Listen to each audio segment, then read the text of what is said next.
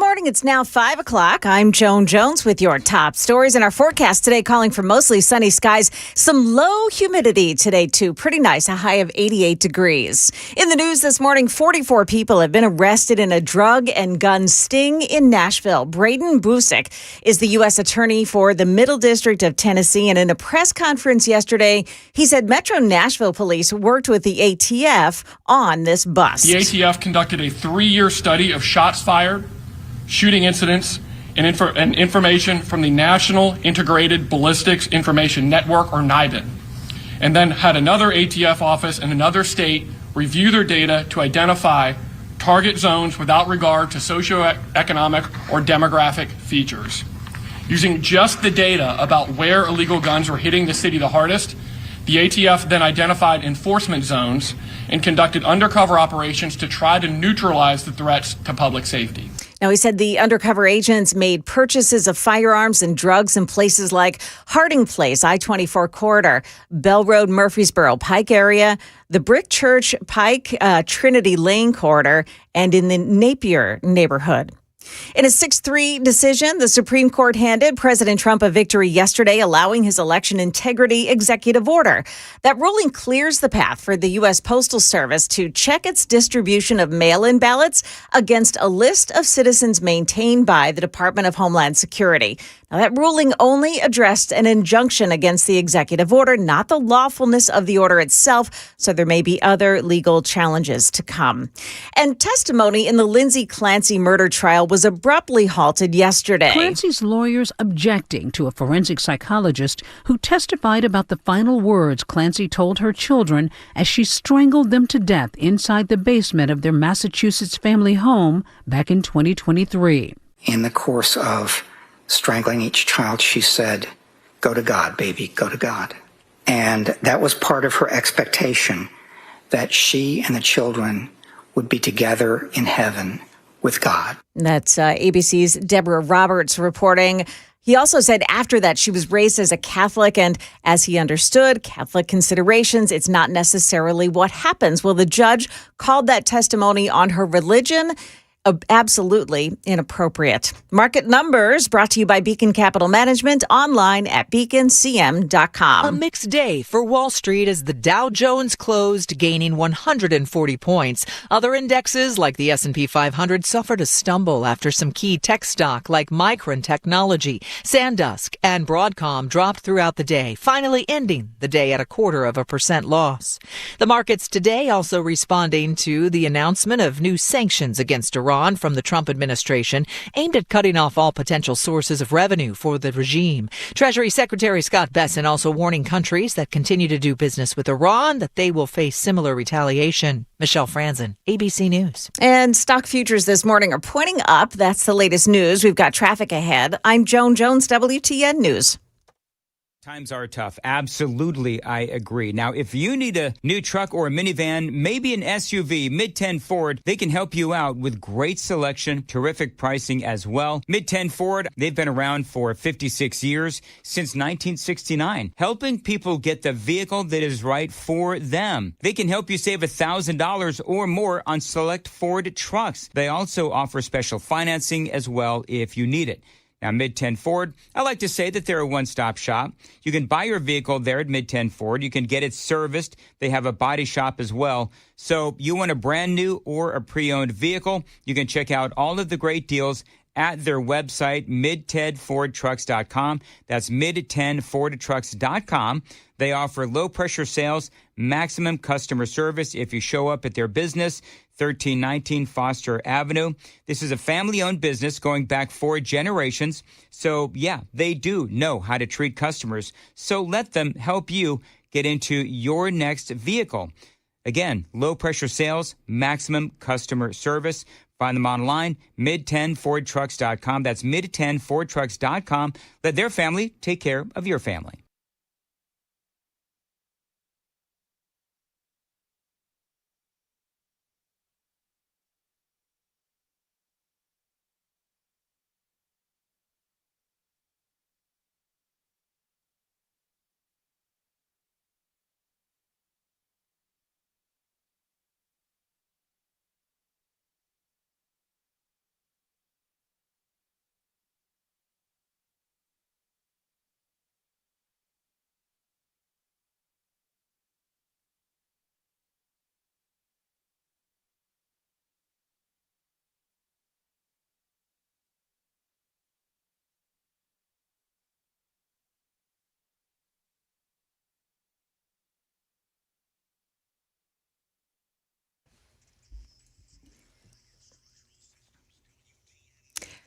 Great time to get out on the roads. There are no delays to speak of on 40, 24, or on 65. Traffic every 10 minutes every morning on Super Talk 99.7 WTN.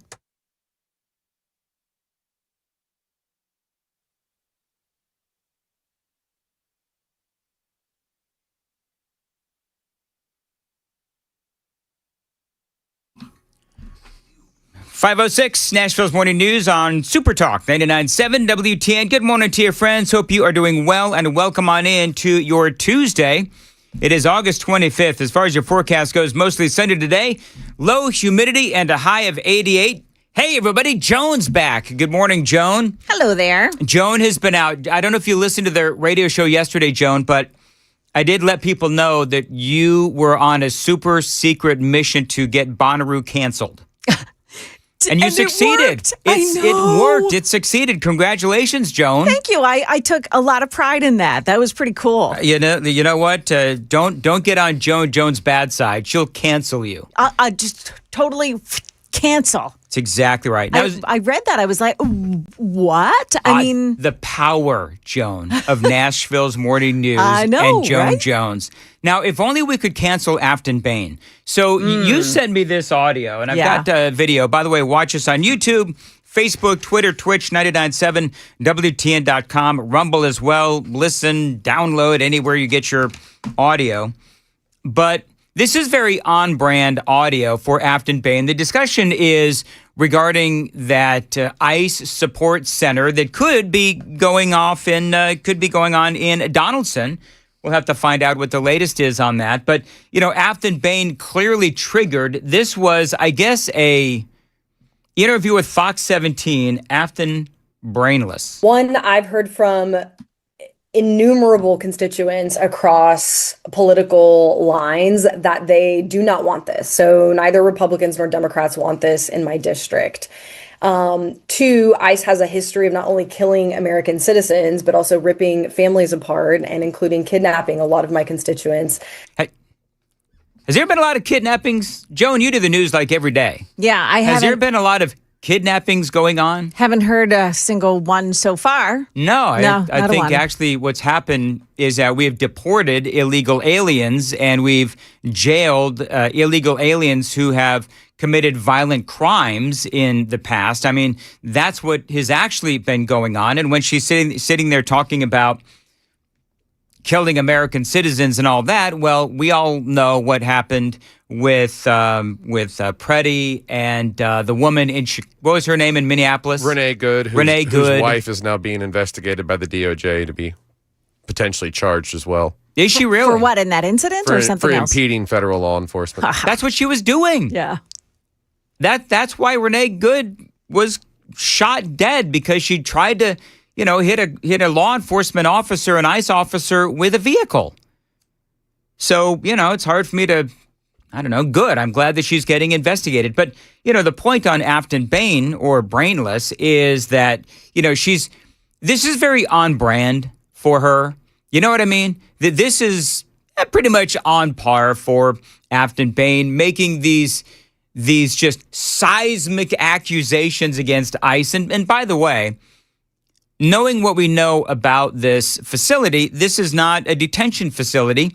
This is a support facility. We went through all of this earlier. Maybe Afton Brainless needs to listen to Nashville's Morning News. We explained this all for her. We'll go ahead and slow down the conversation if we need to for Afton Bain. But this is a facility that is going to aid local districts that have these 287G agreements with the federal government and ICE. And so it's all about support. That's all it is. This is not a detention facility. And if you are a Republican or a conservative and you support border security and you support mass deportation, which, by the way, right now, even with the issues that we've had regarding Alex Preddy and Renee Good and what happened with their deaths, totally preventable, by the way, on their side. But if you're a conservative or a Republican, you still support getting rid of Joe Biden's illegal aliens. You just do. So I don't really believe that Afton Bain, when she says, oh, yeah, I've heard from Republicans who don't want this facility here in Donaldson. Especially from the Hispanic part of my community in Madison. And Nashville has said time and time again that we do not want ICE and its mercenaries of terror. ICE and mercenaries of terror. I mean, where does she get the language from? She just, and it seems like she just like makes it up out of As she nothing goes along? As she goes along. Mercenaries of terror. Like, where did she get that? I think that's a punk band in the UK. Yeah. Isn't that right? Isn't there a band called Mercenaries of Terror? I mean, If not, Sam, we got to start one. I'll play bass. were they mercenaries of terror under Obama? Well, you could try to reason with Afton Bain. No, you can't. Well, that's what I'm saying. I mean, bottom line here is for Afton Bain, she's just, again, she's spewing out a bunch of talking points, and she probably gets her talking points, from the not from the DNC, but the DSA. I think she gets her talking points now from the DSA. Here's more from Afton Bain. And that we do not want ICE and its mercenaries of terror to be engaged in their campaigns, whether that's logistics, any iteration of their campaign and how that's implemented. There you go, Afton Bain. Personally, it's like, first of all, she can say perhaps it is true, by the way. I mean, I talked about this, Joan, when you were gone, but perhaps it is true that Nashville, and I'm air quoting this, doesn't want this ICE support facility in Donaldson. But does Tennessee care? Because last time I checked, Tennessee itself cares about illegal immigration. Tennessee itself voted Republican in a massive way and voted for Donald Trump in a massive way.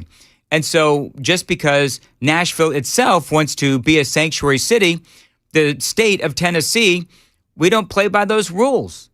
And that's why the state legislature has been partnering with Donald Trump to do everything that we can to be a model for the rest of the nation on how a state should work with and cooperate with the federal government to protect the citizens of our state. I mean, every day, I guarantee you, I could probably pull up any story here on this Tuesday, the 25th of August, and we'll see some story about an illegal alien that has killed an American citizen. We just had one a couple of days ago, again in Virginia, where a 43-year-old woman was killed, I think, by a 19-year-old illegal alien. Who had just been let out of jail, if I'm not mistaken. Yeah. I don't remember all of it. I remember that, she was let in under Biden, and it was a catch and release kind of a situation, this illegal alien. And he ultimately ended up killing a 43-year-old woman. I think she was a mother of one or two. So it's like every day, that particular story doesn't necessarily stick out in my mind because, I'm sorry, it's like every day or every other day we see an innocent person killed by an illegal alien. Yet Afton Bain is going to call ICE the mercenaries of terror, as opposed to the illegal alien, the murderous illegal aliens that are out there. Hey, have you seen, Joan, the video of Big Hat Hakeem? Oh, I haven't seen the big hat. Oh, my gosh. Okay, that's coming up. It is I can't wait. 5:15, Super Talk 99.7 WTN, time to check the roads.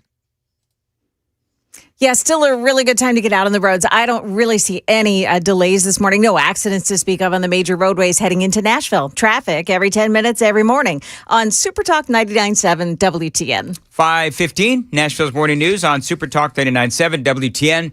Super text line, by the way, is open, 615-737-9986, 615-737-WWTN. As far as your weather goes, mostly sunny today, low humidity, and a high of 88. Again, appreciate you listening to Nashville's Morning News on Super Talk 99.7 WTN. We do have a number of stories for you today. I don't know if you heard, but Jerry Green was on with, before we get to Big Hat Hakeem, Jerry Green was on with Chad Benson. This was yesterday. I'm curious as to how many people saw it or heard it. He didn't have video. It was pre-recorded, so I've got some audio bites. But one of the things that Jerry Green said, and I'm going to get into this in a whole whole big long segment coming up in the 6 o'clock hour. But, one of the things that she said was that Tennessee apparently is a miserable place to live. That's what she said. That Tennessee has been deemed a terrible place to live. Now, she's playing into the propaganda of, I forget who it was, but there was some poll out there that said that Florida and Tennessee, I think South Carolina was on there as well. But, they're all saying, oh, yeah, Tennessee is a terrible place to live. And the reality is that they were basing that on, moronic and idiotic things like trans rights and, allowing kids to get their trans surgeries and procedures. It was based on all that stuff, allowing men to play on women's sports teams. That's why they said that Tennessee is a miserable place to live. And so Jerry Green, of course, leaning right into that. And she mentioned that during this interview with Chad Benson. So we're going to talk about that probably in the 6 o'clock hour, because there's a lot of BS that was spewed. One of the things, and I did find this utterly deplorable, and that was that she kept saying, oh, well, the DSA, and Chad didn't really ask her, but, the DSA stuff, that just doesn't matter. What matters is, families being able to put food on the table and all that kind of stuff. The reason why people of Jerry Green's ilk, and by the way, if you don't know who she is, she's running for governor on the Democrat side. The reason why people of Jerry Green's ilk like to say, oh, the DSA stuff, all of that is just, the hate and the division that is out there. We really need to focus on, putting food on the table. I actually agree with that. But the reason why they say that the DSA stuff doesn't matter is because they're on the losing end of those arguments. They realize how utterly ridiculous their party sounds when they start talking about, abolishing the Senate, abolishing the presidency, abolishing borders, abolishing prisons, soft on crime policies, actually, defunding the police. I mean, they know that they sound absolutely ridiculous. So somebody who likes to purport to be a moderate, someone like a Jerry Green, she's going to say, oh, that doesn't matter. The reason why she says that doesn't matter is because she knows how ridiculous her party sounds. And so my question is, if somebody can actually, I'd love to get her on, maybe Matt will get her on, but, press her on the whole DSA issue. Is the reason why you won't disavow the DSA characterization, is it because you know that that'll look bad for your party, and so you won't get the donations, perhaps, I don't know, from the DSA supporters out there? That would be my question. Why won't Jerry Green, and by the way, Channel 5 was guilty of this as well, where they just allowed herself to pass herself off as some sort of a moderate when in reality, my point is, if she doesn't disavow the DSA stuff, the things that I just mentioned, then she's part of the DSA wing of the Democrat Party. I would take it a step further. I think she and others want you to forget that it's happening, so that when you turn around in a year or two and realize that that's the mainstream Democrat Party writ large, that it's not a shock to them, it's a shock to you. Well, and one of the things that she also says, and this was brought up, where are you running as a moderate? And by the way, just so you folks that are listening on the radio, every time I say that she's running as a moderate, I'm putting the word moderate in air quotes, is because look what happened in Virginia, right? That's going to be the stereotypical, the prototypical, okay, this is what happened in Virginia, where their current governor Spanberger ran as a moderate, then she got in there and she just went full on progressive. 66,000 felons got their voting rights back under Spanberger. There you go. So I don't know. I don't believe that Jerry Green has a chance. Do you believe that Jerry Green has a chance? No. You don't believe? Not even no. No. Like someone very wise said, I'm going to hold my nose in the booth in November and vote for Marcia because that's what's best for this state. Yeah. And to think that Jerry Green is going to do anything positive for this state is beyond wishful thinking. Mm-hmm. And it actually has inspired me to come up with a Daily Dan poll myself today. Oh, look at you taking the initiative. Very good, Sam. What's your Nice. daily? If you'd like to call it the daily sample, you can. You can Well, have that. You might want it for today, but which blonde is more ridiculous, Jerry Green or Afton Bain? I know. Joan, my head is cramping. I don't yeah. know. I don't. You know what? That's a rough one. You know what? I'll say this. Afton Bain, what do you say? What do you say, Joan? Afton Bain wears it on her sleeve more than Jerry Green does. And when I play you this audio, and I'll do it in the 6, but when I play you this audio from Jerry Green, you'll see that she's trying to purport to be a moderate. What she says, at least to me, is there's nothing moderate about it. Yes. But, I mean, Afton Bain carries the crazy on her sleeve. Yeah. Would you agree with that, Sam? I definitely would. I mean, you could say that Jerry Green has a normal background. She's married and has children. As far as what this state's standard of normalcy looks like, we don't know what Afton Bain's situation. She's got some partner that has a kid and hasn't been real public about it because she doesn't want them to come under threat of anything. Well, yeah, I mean, whatever with Afton Bain and her private life. But, you know, what I know about Afton Bain is she says ridiculous things. She at least purported to stalk ICE when they were here in town. And for me, No, Dan, they were bullying the ICE agents. Okay, bullying. Yes, that's actually what she said, I think, wasn't it? She actually admitted we're bullying the. Okay, real quickly, because I gotta do the big head Hakeem thing. So on Super Talk TV, you will see a photograph of Hakeem Jeffries. Now, to describe it, and are you able to see that, Joan Jones? Yes. So he's wearing a mint green shirt, a green kind of a flat bill New York Yankees hat as well. When is St. Patrick's Day? Is that in March? Yeah. Because dude looks like he is dressed up for St. Patrick's Day. Now, when it comes to Hakeem Jeffries, the last thing I want to do is pinch him. I like to slug him in the head, but that's a whole nother conversation. No, I'm not advocating for violence. But anyway. He just wants to knock some sense into him. I do. He got rocks in his head. Anyway, so he apparently is big mad because people are giving him crap for having a meeting with one Jared Kushner. What's up, y'all? Just finished up an event here in the community in Brooklyn. I want to give you a little real talk on this Jared Kushner situation. It's real talk, Joan. It's real talk. Yeah. On okay. the Jared Kushner situation. Yeah.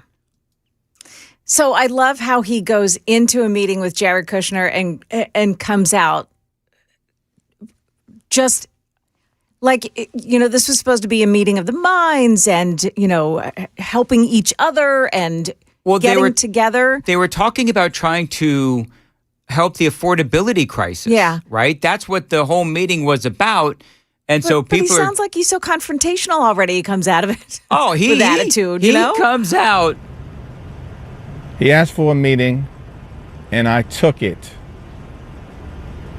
By the way, I struggled with this because you know how I am with pacing and tempo, right? So he's got these big long pauses in this. Yes. And I'm like, do I edit the pauses so that it's tighter? Or do I just, you know, let the pregnant pauses, you know, be there? And some I let in, others I edited out because I'm very impatient. But, you know, he wanted to make sure that everybody knew that. To discuss the affordability crisis that exists that is not a hoax. At the same period of time, I shouldn't have to say it, but I am. No one is going to get a pass. We're going to hold every single member of the Trump cartel accountable. This is what. Now it goes on. It goes on for like a couple of minutes. Just real quick. Yeah. The shot choice. He's standing in front of what I can assume is either a fixed income or government assisted housing complex. It's the community in Brooklyn. Brooklyn. Very intentional. I would almost call it smart, other than the complete code switching of his language. What's up, y'all? He doesn't talk like that. He's doing that just for the people on social media. But when he's talking about holding people accountable, it's like he's trying to blame the fact that he's standing in front of a building full of impoverished people on the Trump administration somehow, in Brooklyn of all places.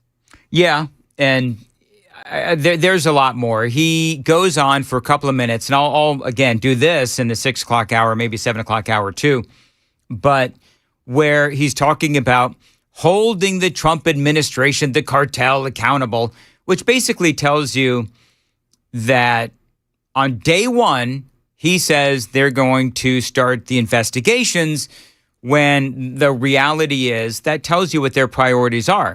His priority is not to try to work with the Trump administration to try to make things more affordable. They are going to, if they ultimately end up getting power in the House of Representatives, they're going to block everything that he does. And ultimately, then they're going to start the investigations. They'll start, sending, recommending charges to the DOJ. They'll do all of and of course, the impeachments as well. It's all going to start. Forget about this affordability crisis that they are so concerned about. That is not going to matter to them if they get the majority in the House of Representatives. It's going to be all about the investigations. It is 5:27. I am way late. Joan, did you do Joan's World today? Yeah, well, I'm getting ready to send it to you right now. Okay, very good. Yes. So Joan's World is coming up here on Super Talk 99.7. Joan's got the news coming up at 5:30. Joan. Yes, see, we have new details here about what happened when a Wilson County Fair ride went kaflooey and sent people to the hospital. Details coming up at 5:30 on Super Talk 99.7 WTN.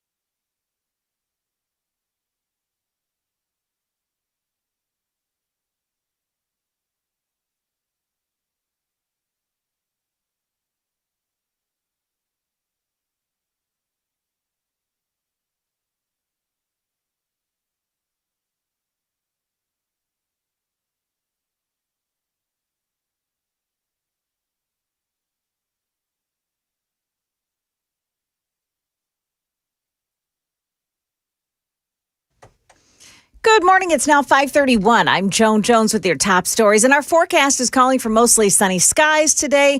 Low humidity. Our high will be around 88 degrees. In the news, we've got new details about what happened on a ride at the Wilson County Fair that caused 9 people to be injured when the swings they were riding on lowered too soon and caused their legs to crash into the fencing that surrounds the ride. WSMV4's Braden Ross on that. The Tennessee Department of Labor says it was the operator's mistake. A report from a ride inspector obtained by WSMV4 Investigates Monday states the operator pressed the emergency stop button and then switched the ride to manual mode and started lowering the swings before the ride had stopped rotating. The report doesn't say why the operator hit the emergency stop button in the first place. The inspector went on to say the operator would not be operating the ride anymore and that the operators who will take his place have gotten extra training. Also, the company that puts on the fair wouldn't say if that operator was fired.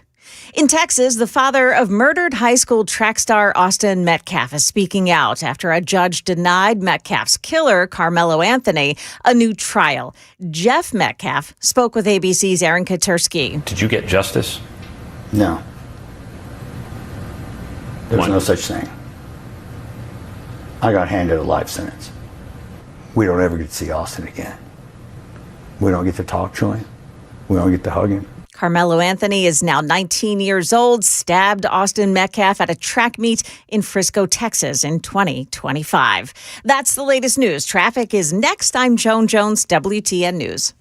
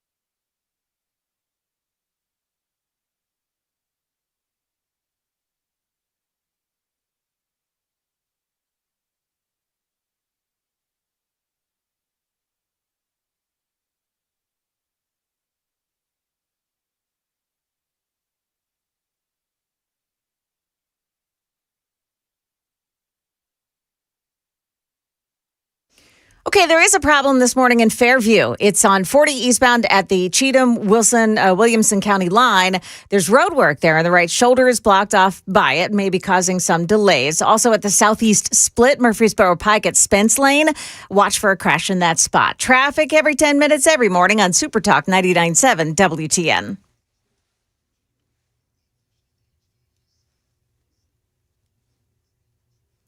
Hey, Siri.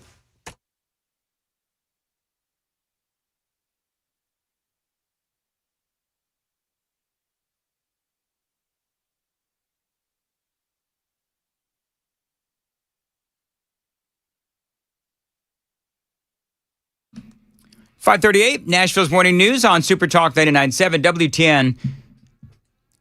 Super Text line is open, 615-737-9986, 615-737-9986. It is time for... Jones World, party time. Excellent. So Joan is back. I love, Joan, your first story, because I was just looking at this Halloween costume. Oh, yeah. Now, we've got to describe it for people on the radio, listening on the radio, but for people watching on Super Talk TV, it is a Halloween costume. It's a Halloween costume. That Target has now had to apologize for. They say that they've pulled it off the shelves. It has been deemed racist and offensive. And so what this is, they call it a minstrel. It's something like a Halloween clown, looking very minstrel. So it's a black face clown, black hands, gloves that are black, and it looks like a clown with a tiny hat on its head. But yeah, and big teeth.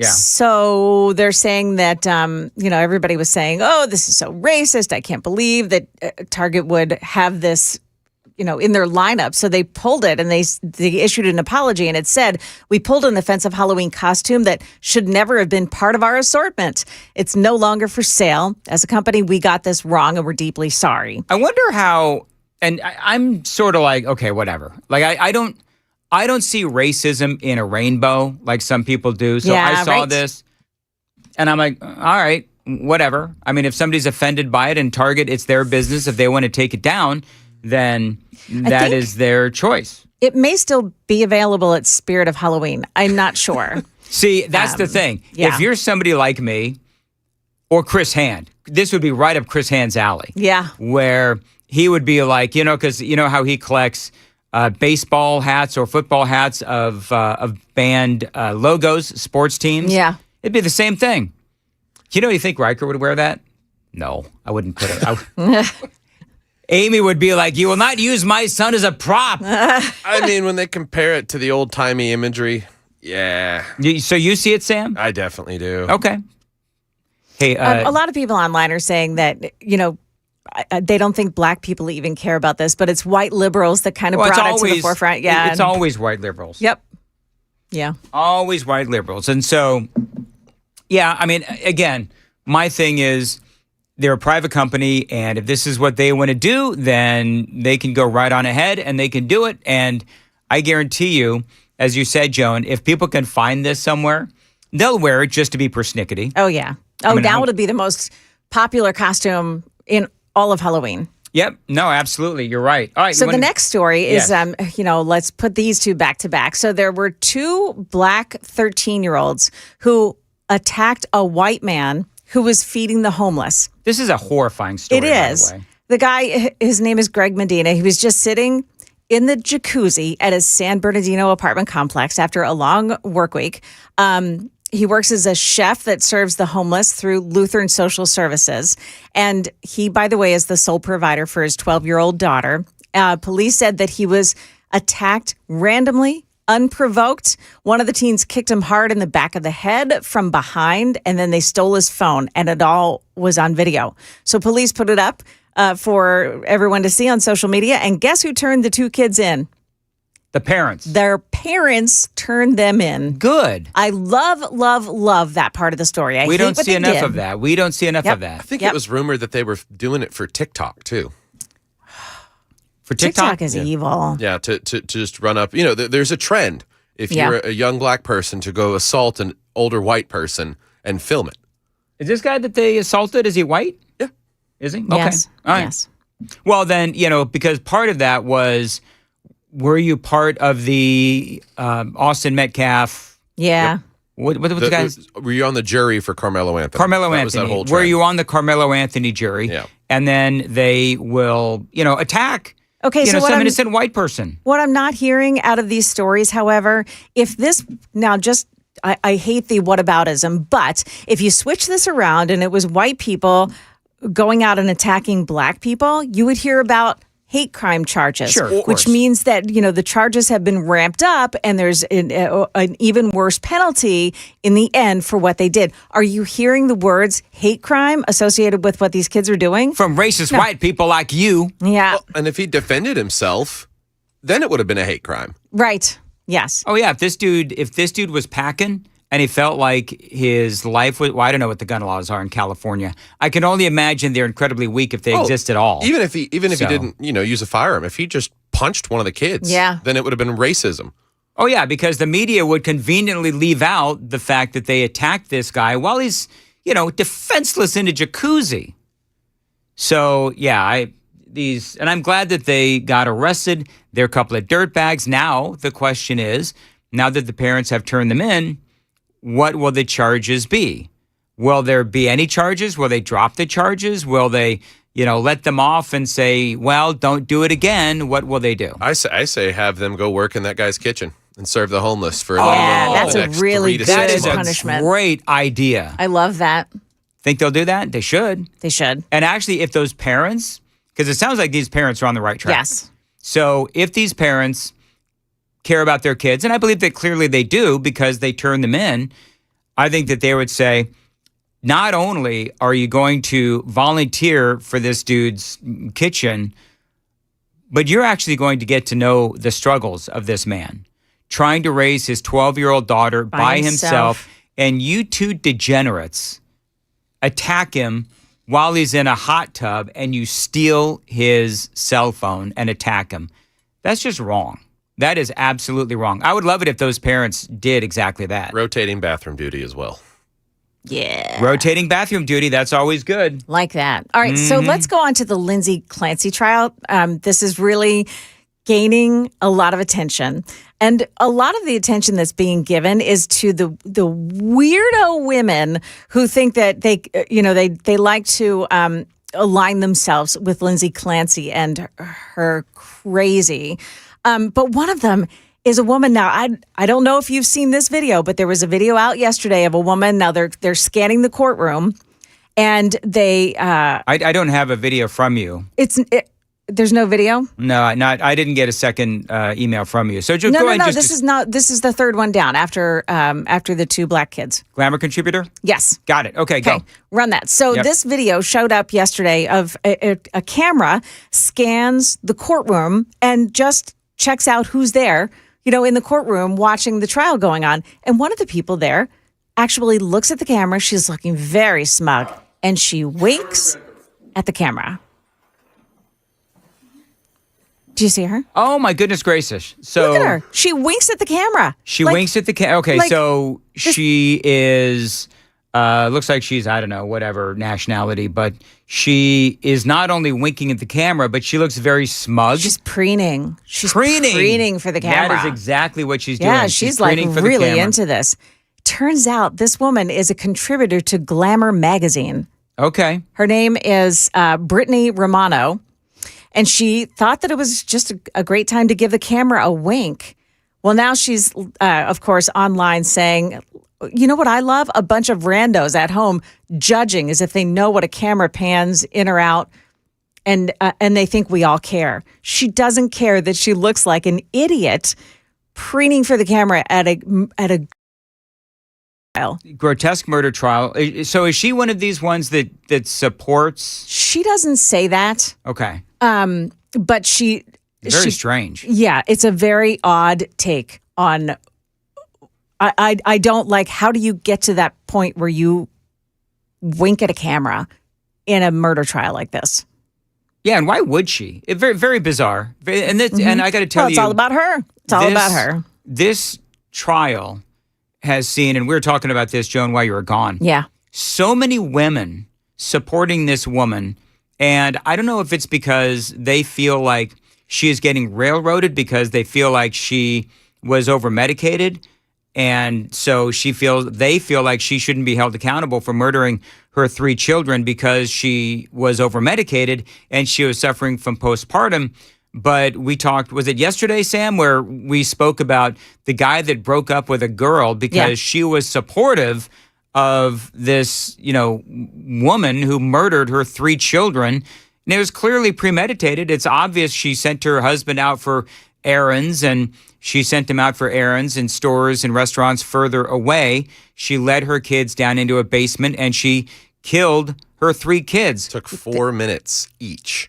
Yes. To strangle them to death with a resistance Which, band. by the way, so I don't know about you, but what is particularly horrifying about that is the last remaining child had to watch as all of this was happening. I don't know the logistics of how she did it, if she took them down one at a time. I have no idea. But bottom line is, who the hell are these women that are saying that support her? So Sam brought this to my attention that, okay, so it's gone to, I'm breaking up with my girlfriend because I can't see her long-term being, the mother of my children.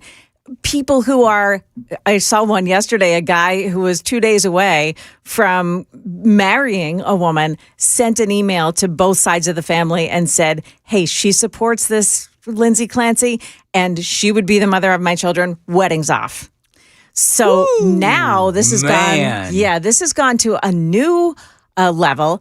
And Sam brought this to my attention. There's a divorce attorney that confirms that he has multiple male clients requesting the use of their wives' public support of Lindsay Clancy in custody battles. And I have the video. I didn't send this to you, but I want to play at least a little bit of it here. That makes sense. I haven't listened to it yet, so but he's an attorney. I'm sure he's not going to say anything that we don't really like. So here you go. 100%. I've already been consulting with some men in custody cases where their baby mama has been doing the solidarity hold a heart thing with the Lindsay Clancy stuff, and he's like, hey, this woman's got all kinds of former depressive issues, she's had self-harm issues, this now is evidence and validation that I have of that fact. Concern based upon prior allegations with no evidence, but allegations of hitting the kids. And so we're going to go and swing for the fences, and we're going to try to strip this woman from having visitation rights. I want to be able to have a forensic psychiatrist interview this woman, just see just how wackadoodle she is. And we're going to use her TikTok posts. Yeah. We're going to use her TikTok posts, which I think these women are crazy if they don't think these men are going to do it. It has gotten out of control with this. And so the narrative writ large is that the system failed her in some aspect. I think it did because she was able to go from physician to physician. Doctor, yes. And what I would call drug-seeking behavior. Doctor shopping. Yeah, exactly. But now we've got a lady with a PhD who has come out and said, well, just think about the kids as vases. And think about that instead of a psychotic break, she had epilepsy and she was just flinging around the room and she broke the vases. A woman with a PhD trying to reason infanticide like that. It's just, there's a whole social narrative that women avoid accountability like the plague. Well, in this case, that is just insanity where, you have all of these women that are saying that she should not be held accountable. Clearly, my estimation, she should be held accountable. I have not, by the way, full disclosure, I have not watched the trial, but I've read about it. Yeah. And I can't believe the amount of lunacy that is out there. Yeah. I don't understand it. But you know what? At the end of the day, those women who are supporting Lindsay Clancy, those women who are supporting her, they have their right to support her. They have their right to either protest or go out and support her. And that is most certainly their right. I can't imagine, though, somebody going and applying for a job and that person who's doing the hiring going and looking at that person's social media and saying, wow, she was out there supporting a woman that killed her 3 kids. That's a little bizarre. Yep. Little over the top. Yes. Hey, can we talk? I want to, even though we're running a little bit out of time, I do want to talk about this Justin Pearson thing. Go. I'm so glad because this is just the craziest story ever. So there was a huge thunderstorm in Memphis. I think this happened, 2-3 days ago? Yeah. And it knocked out power in the city in Memphis. And Justin Pearson believes that thunderstorm is racist because it knocked out power to 100,000 households that are majority black working class city people who were left in the dark. So I don't get where's he going? Is he saying that Mother Nature is racist? Is that what he's saying?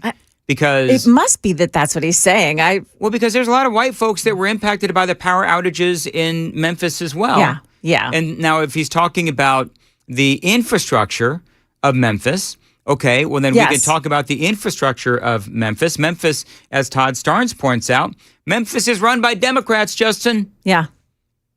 And the Democrats haven't been doing very good at keeping up the infrastructure, the power grid in that area. I mean, what are we talking about, Justin? Right. I feel like he threw this out online. Well, and he didn't think it through. He represents Memphis, so he's part of the problem. Running for the 9th. And he's running for the 9th now. Yeah. But he represented Memphis in the state legislature. Well, remember, he thought that the Tennessee Highway Patrol had assaulted and run over a protester. And then we watched the video and the guy literally climbs down the bumper, down the front of the car. Oh, that's right. Yeah. The thunderstorm, by the way, it wasn't racist when it was in Arkansas. It was racist the second it crossed over the state line. That's exactly right. Yes. That's my head exploding every time Justin Pearson comes up. All right, very good. Thank you, Joan. Very nice. Welcome back. And again, Bonnaroo has been canceled. Yes. For a year.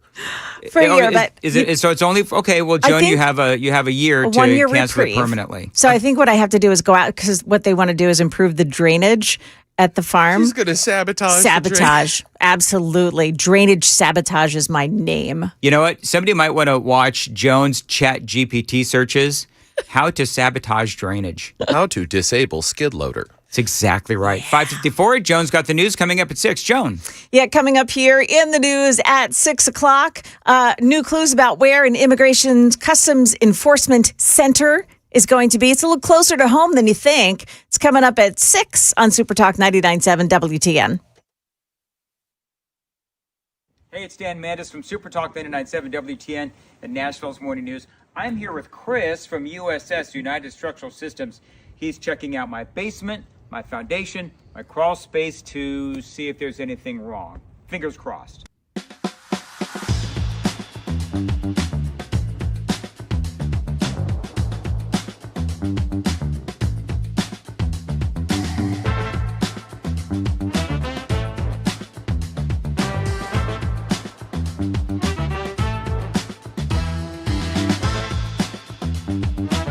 All right, so there's good news and there's bad news. The bad news is we found some cracks in my basement wall. The good news, I've got Chris here who's going to walk me through the next steps. Yes, so unfortunately, your house has been subject to the pressure of the dirt. The hydrostatic pressure, heavy dirt pushes on foundation walls, and you've got a little bit of what we call bowing. So that wall is pushed in a little bit. We have a lifetime warranty solution for that. So we install, usually in a day or two, this can be done in most situations. We install carbon fiber straps, which keep the wall from moving inward at any point in the future. It's a lifetime warranty for anybody that ever owns this house. So it's a quick and routine thing that we do, but it yields some long-lasting benefits. It's a great selling point if you want to sell your house. Absolutely. Good thing about our warranties is they're not only transferable, like the contract says, they're automatically transferred when you sell your house. So you don't have to sign any paperwork or even send us an email saying that you sold your house. Warranty would transfer to the next owner.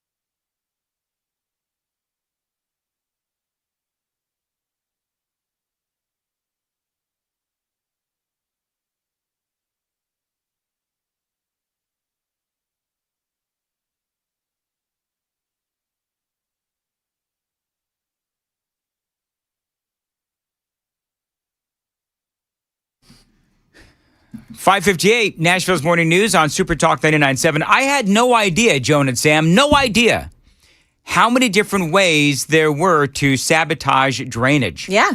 People are texting in now because of the way we wrapped up the last segment.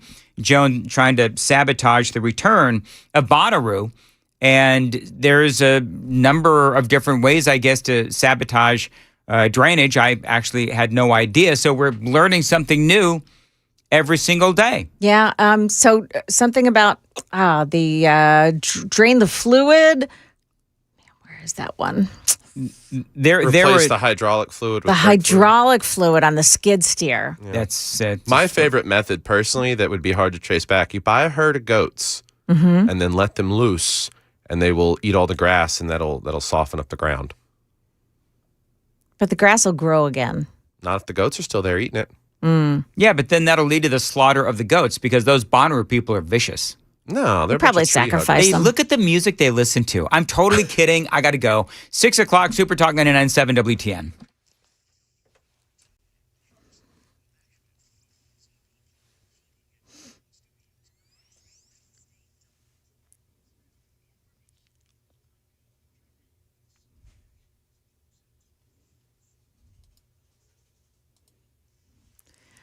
Good morning. Now 6 o'clock. I'm Joan Jones with your top stories. There are some new clues about where an Immigration and Customs Enforcement Center would be located in Tennessee. Now, although initially thought to be in Adams, Robertson County, Fox 17 is reporting that federal records point to 801 Royal Parkway in Donaldson near the airport.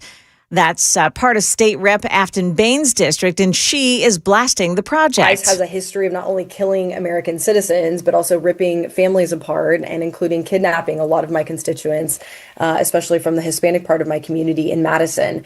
And Nashville has said time and time again that we do not want ICE and its mercenaries of terror to be engaged in their campaigns. Now, the ICE Center would help coordinate state and local policing agencies from around the country who help ICE. The economic pressure is mounting on Iran now that the U.S. has said that it would expand sanctions against those countries doing business with the Iranian regime. ABC's Shannon Kingston. The blockade is still in effect, and that has been moving the needle somewhat. And Besson also mentioned quiet diplomacy, the power of quiet diplomacy. We know the Trump administration has been working behind the scenes to put pressure on some of Iran's trade partners to step back, and we saw perhaps that work last week when the UAE announced it would no longer do trade with Iran. Now, China is one target of these sanctions. Market numbers brought to you by Beacon Capital Management, online at beaconcm.com. The Dow Jones gained 140 points Monday, but the S&P slipped 0.25%. The Nasdaq gave up 0.75%. 6 months after the war with Iran began, Treasury Secretary Scott Bessent is threatening sanctions against countries that don't cut ties with Tehran. Iran's finance minister says his country is prepared to counter any U.S. sanctions. Back in North America, Canada later today plans to announce retaliatory tariffs on U.S. goods after President Trump told that nation to, quote, fall in line or face consequences. Ontario's premier told the AP that Canada is all in for an economic war. Lego's strategy targeting an older, wealthier consumer base appears to be working. The Dutch company behind the plastic building blocks has posted a 21% revenue bump for the first half of the year. Jim Ryan, ABC News. And stock futures this morning pointing up. We've got Dow futures plus 218, NASDAQ futures up 257 right now. And the S&P futures, they're up 32. That's the latest news, traffic and weather next. I'm Joan Jones, WTN News. Thank you, Joan. 6:03, Nashville's Morning News. Friends, if you've got a 2, 3, or 4% mortgage rate, do not refinance it. You don't have to. You can call my friends at Loan Pronto. You can still get cash out of your home with Loan Pronto's zero-cost equity loans. That's right. With Loan Pronto, you can get all the cash you need without touching your first mortgage and without any fees. Now, one local homeowner just got $100,000, paid off all their credit cards, paid off their existing HELOC, remodeled their kitchen, and saved over $1,500 every single month. Does get better, by the way. There's no hard credit pull up front, usually no appraisal, no long drawn-out process, no closing costs, and you could skip your next 2 house payments as well. So call Loan Pronto right now. Leave your low-rate mortgage intact, but get the cash you need in as little as 2 weeks without paying closing costs. Find them online. It is loanpronto.com. That is loanpronto.com. See how much money you can get right now. Call them. Tell them Dan told you to reach out. 615-499-5780. 615-499-5780. Loanpronto.com. For qualified homeowners, equal housing lender, NMLS 166-1781, NMLSconsumeraccess.org.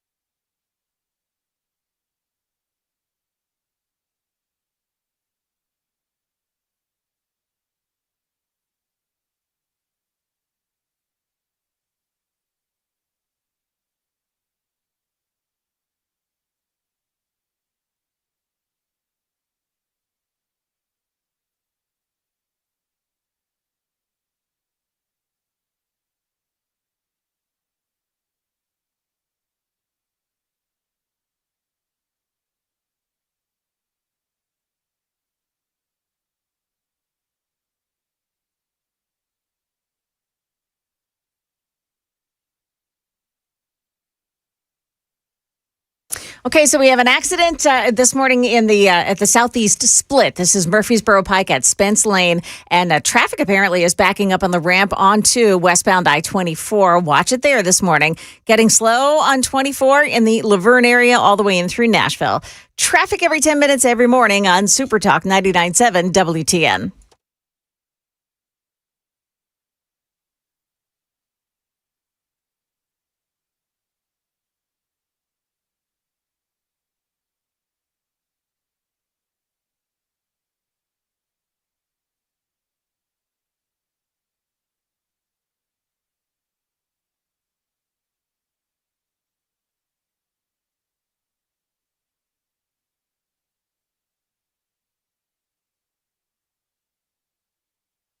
.606, Nashville's Morning News on Super Talk 99.7 WTN. Hey, programming alert. SCOTUS, Supreme Court, cleared the way for President Trump's mail-in voting. Of course, President Trump has been trying to put restrictions on that. So SCOTUS side with President Trump. That's great news, right? Well, there's a problem with that, and we'll talk about that coming up here on Nashville's Morning News on Super Talk 99.7. Jonathan Fahey is going to be joining us at 6:35 on Super Talk 99.7. And with that, I don't know if you saw yesterday, 3 U.S. postal workers have been charged in a $24 million fraud scheme from stealing checks in the mail. No, I did not see that. So another reason that mail-in ballots need to be, tossed. That's exactly right. Well, Jonathan Fahey has all of the legal stuff, and we'll talk to him at 6:35 Nashville's Morning News on Super Talk 99.7 WTN. Joan, I'm going to let you make the choice. Okay. Joan picks the topic. Do you want to hear me talk about Jerry Green's interview with Chad Benson yesterday, or do you want to hear me talk about Scott Bessent and going after Iran's economy? Both very good segments. They are. So that's a tough one, isn't it? But it is. I do like the Scott Bessent thing. Okay, you want to do Scott Bessent? Yeah. All right, we're going to do Scott Bessent. We'll talk about Jerry Green in the 7 o'clock hour. All right, Scott Bessent, the economic war against Iran, or as the Trump administration has been saying, economic D-Day for Iran. This is Scott Bessent. This is yesterday, where he's calling it Economic Outcast. Today we are launching Operation Economic Outcast to foreclose every other option available to the Iranian regime. Treasury has mapped every node, every facilitator, and every network that Iran has used to smuggle oil and evade sanctions. Beginning today, the actions of Treasury and other agencies will tighten the noose and block every potential source of revenue that funds the IRGC and the evil Iranian regime. We are enforcing a zero leakage approach There will be no minimal breathing space for the regime to rebuild its capacity to inflict terror against America and the world. The final refuge of this regime is a mistaken conclusion of nations that still finance the Iranian threat in the hopes of evading it. It is no longer acceptable to operate in the gray spaces of this conflict. Countries cannot claim they are blind to enabling this activity. So you'll notice that Besson is obviously we're going after Iran's economy, but where this really is going to sting Iran, theoretically, is that we're also going after some of these other countries that have been doing business with Iran, enabling them to essentially skirt the sanctions of America. So ultimately, what the Trump administration is trying to do is destroy their economy, force them back to the table to negotiate in good faith. And so you heard Besson say that, again, we're not just going after Iran, we're going after other countries that are doing business with them, allowing them to skirt those sanctions. And of course, we talked about this yesterday. China, of course, is the biggest country. They buy all that Iranian oil. That includes, of course, Chinese banks, by the way, who facilitate the transactions. China has been put on notice. China? You know what the problem is? The problem, and I hate to be a Danny Downer, but basically what happened yesterday is we're warning China. China? We have not actually started going after China. We're just basically putting them on notice. So that's a problem. Because are we doing this or not? Are we going all in or aren't we? Because the longer that the Iranian war continues, our gasoline prices are going to be high. They're going to continue to be high. That impacts, obviously, our gas prices, but also inflation as a whole. So the more we are p-footing around with China, the longer our economy is going to falter. So I get that Besson is trying to talk tough. Totally understand it. But we're not going all in. Remember, we were supposedly going all in yesterday. It was going to be D-Day for Iran. Well, apparently, maybe it's C-Day, like right before, whatever. Anyway. It's an alphabet joke. Yeah, I was kind of. I was like, what are we seeing? There you go. That's exactly right. What are we seeing? Anyway, India, by the way, buys a lot of Iranian oil as well. Russia does a lot of business with Iran, too. There are these financial networks in Russia that actually do help Iran evade our sanctions. So Besson, yesterday he said all that stuff, it's got to stop. Iran's enablers purchase, transport its petroleum. They facilitate the flow of its finances through exchange houses and free trade zones. They welcome Iran's flights and maintain registries on its behalf. They turn a blind eye to seaborne fuel transfers and overland transits. They condone illicit use of their banks, all the while concealing the extent of their complicity. The president is making phone calls to world leaders with specific requests to cease their interactions with the regime. We are already seeing results. Over the weekend, comments from Iranian leadership clearly acknowledged the effect of this campaign, and nations that facilitate any interactions with the regime should quickly heed our message. Those who stand with the United States will reap the rewards of our partnership. Those who tether themselves to the Iranian regime should expect to share in the isolation of a withering regime. Yeah, basically one of the things that Besant is saying is, listen, you don't want to work with us, you go work with Iran, you go right on ahead, you see what happens. So whether we're talking about, the big three is China, India, and Russia. Those are the big three. Iran, for their part, they're saying, we've been preparing for this moment for a long time. They're ready, no sweat. As a matter of fact, Iran has been saying that they have a 2-year plan. Now, the Iranian dollar slumped to record lows on Monday. Besant says that, he doesn't want to blow up the global financial system. And if we really went after China, that's what it would do. because China obviously would retaliate against us. So one of the things that Bessent is saying is, look, get this done. Start reducing your economic interests in Iran or else. Teams from Treasury, State, and the U.S. military are now meeting with their global counterparts to tell them that the United States expects action. Every country has a defined timeline to shut down activities we have identified. If they do not take action, we will do so unilaterally through Treasury authorities. For example, every branch of Bank Melay must be shuttered and dark. And let me be clear, any entity that facilitates money laundering on behalf of Iran will be removed from the U.S. dollar system. All right, so that is Scott Bessent. A couple of other things, just real quick. We are still successfully, by the way, preventing Iran from exporting their oil. So that is continued to be a success.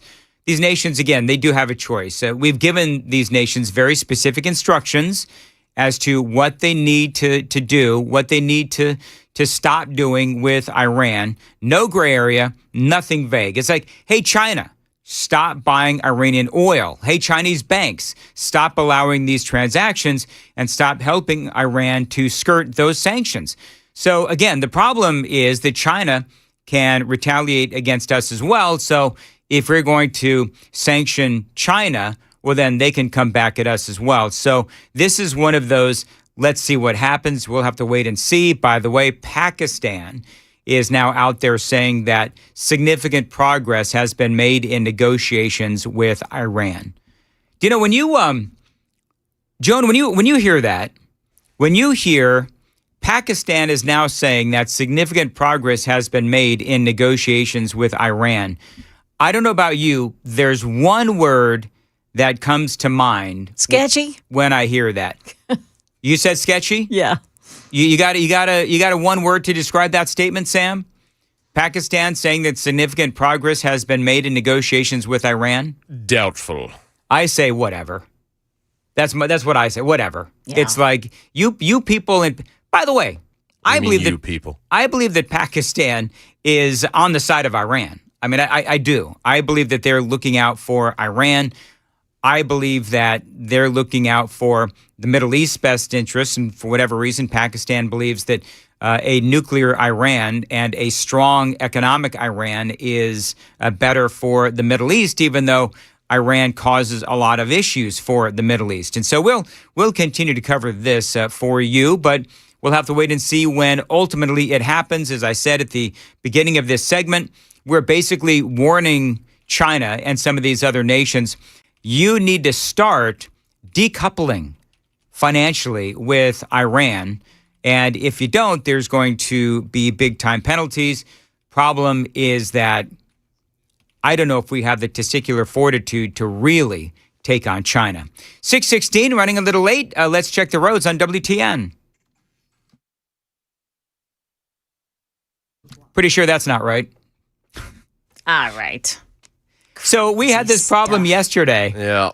I'm reasonably certain that Ked Weaver is asleep. Yeah. So, yeah, with good reason. Yeah. Okay, so let's see. We do have a crash, Southeast Split. It's the Murfreesboro Pike at Spence Lane interchange, and it's backing traffic up onto the westbound 24 ramp this morning, so be careful in that area. Then we've also heard from one of our super texters, 3959, who says that there's a wreck between a motorcycle and a school bus on Highway 12 and XL Road coming from Clarksville. And we don't have verification of that from the traffic center, but we do appreciate the super texters for letting us know these things. Traffic every 10 minutes every morning on Super Talk 99.7 WTN. Thank you, Joan. Today, mostly sunny and a high near 88. Not as humid. Appreciate you listening to Nashville's Morning News. Super Talk 99.7 WTN. All right, so I've got a little bit of time to play some Jerry Green audio, the big interview with Chad Benson. It was tape recorded, so I don't have any video to play, but here's part of what she had to say. Again, as Jerry Green, interviewed by Chad Benson. I am currently the chief public defender in Shelby County, and I am a sitting city councilwoman. I'm the first Democrat to ever hold that seat. It's always been held by a Republican.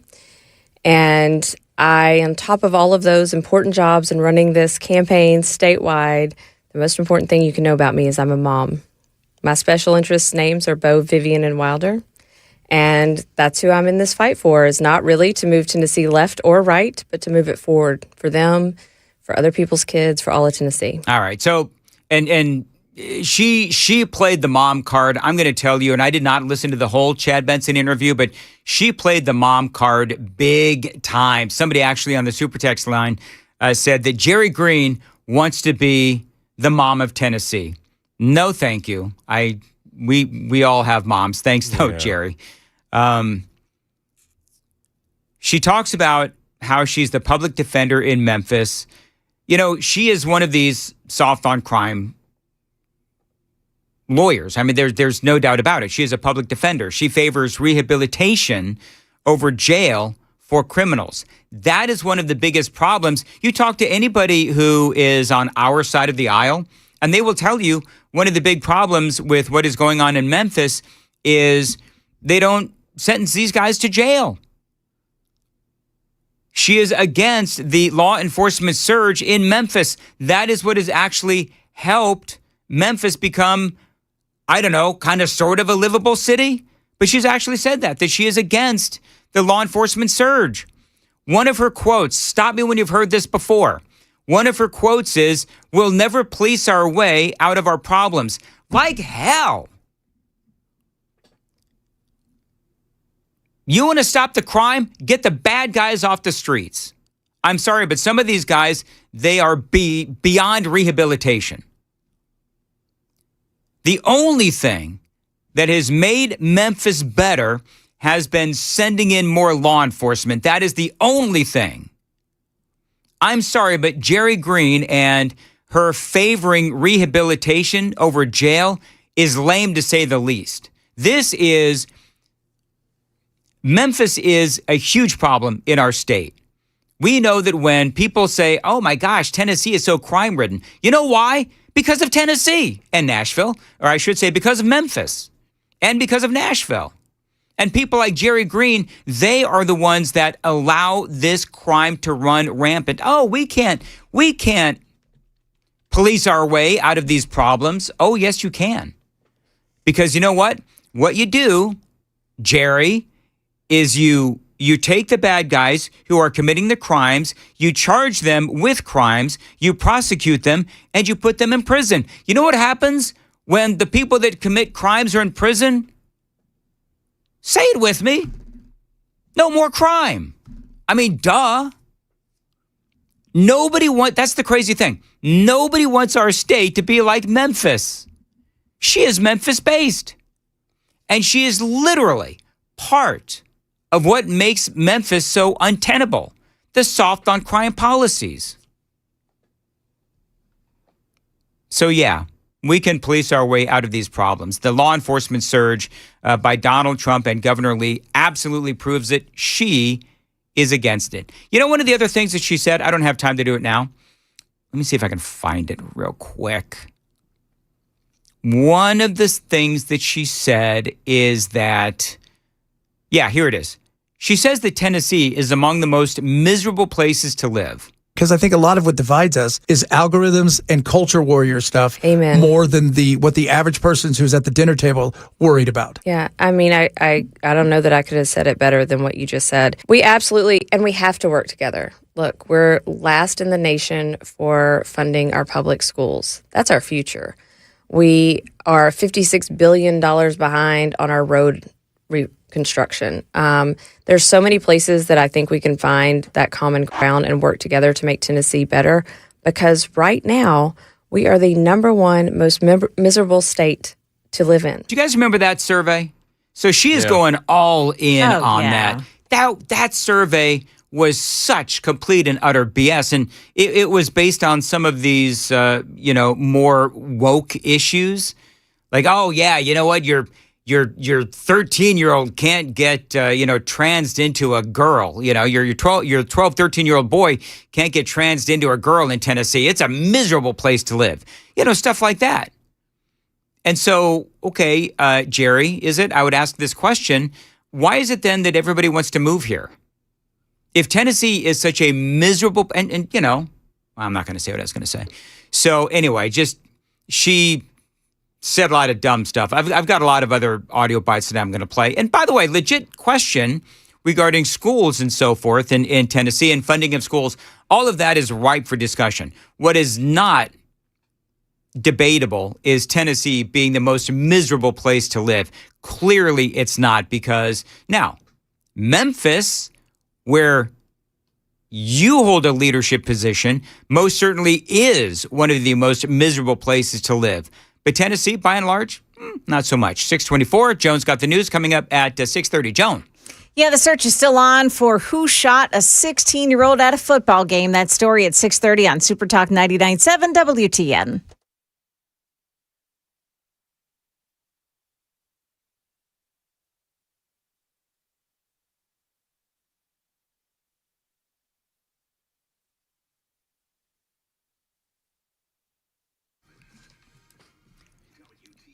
Dan Mandis here. So many people, maybe even you, living with cataracts. You don't even realize how much it is impacting or affecting your everyday life. I certainly didn't. Then I went to Dr. Jeff Horn and all the vision pros at Vision for Life. They fixed me right up. They can help you as well. Yes, I had my vision correction procedure at Vision for Life. I got to tell you, I wish that I'd done it a lot sooner. Now, the good news is that if you've got cataracts, if you've got vision problems, the fix is quick. It all begins with a personalized consultation with Dr. Horn at Vision for Life. So if you've been dealing with blurry or cloudy vision, glare, maybe halos around lights, colors that just don't seem as bright as they used to, these are all signs of cataracts. And for a lot of people, driving even becomes difficult, even dangerous, especially at night. Some people even experience double vision in one eye.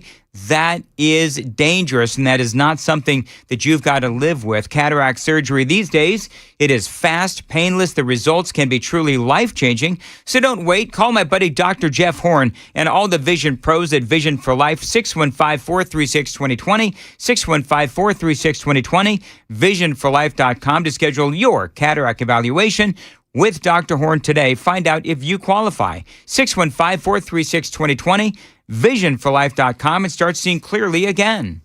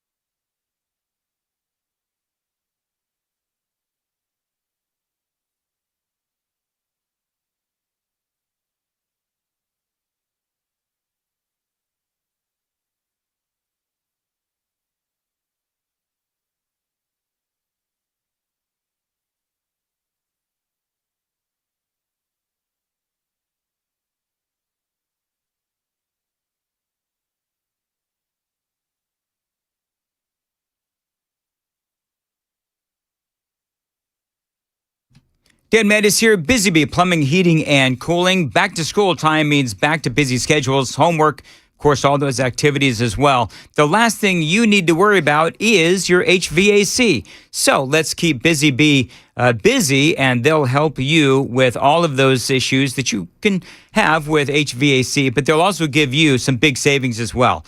Now, this month, you schedule any HVAC maintenance or repair, you get a free dryer vent cleaning that is added safety and one less thing that you've got to worry about. Now, if you need a new HVAC system, buy a high-efficiency unit and you'll be entered to win Busy Bee's Healthy Hive giveaway, a $1,500 sponsorship for the local school of your choice. You can also gift your favorite teacher or staff member a Beehive membership, and you can also get a $500 gift card with qualifying whole home repipes or mainline replacements. Busy Bee is always giving you ways to save you money, and by the way, with approved credit, enjoy 0% financing for 18 months. Find them online, busybeehvac.com. Busy Bee Plumbing, Heating, and Cooling, 615-775-7833, busybeehvac.com. Hey, it's Dan Mandis from Super Talk 99.7 WTN and Nashville's Morning News. I'm here with Chris from USS, United Structural Systems. He's checking out my basement, my foundation, my crawl space to see if there's anything wrong. Fingers crossed.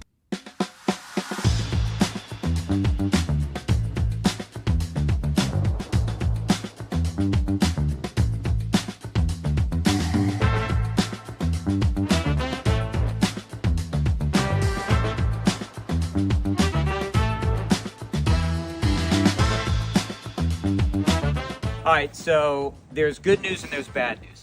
The bad news is we found some cracks in my basement wall. The good news, I've got Chris here who's going to walk me through the next steps. Yes, so unfortunately, your house has been subject to the pressure of the dirt. The hydrostatic pressure, heavy dirt pushes on foundation walls, and you've got a little bit of what we call bowing. So that wall is pushed in a little bit.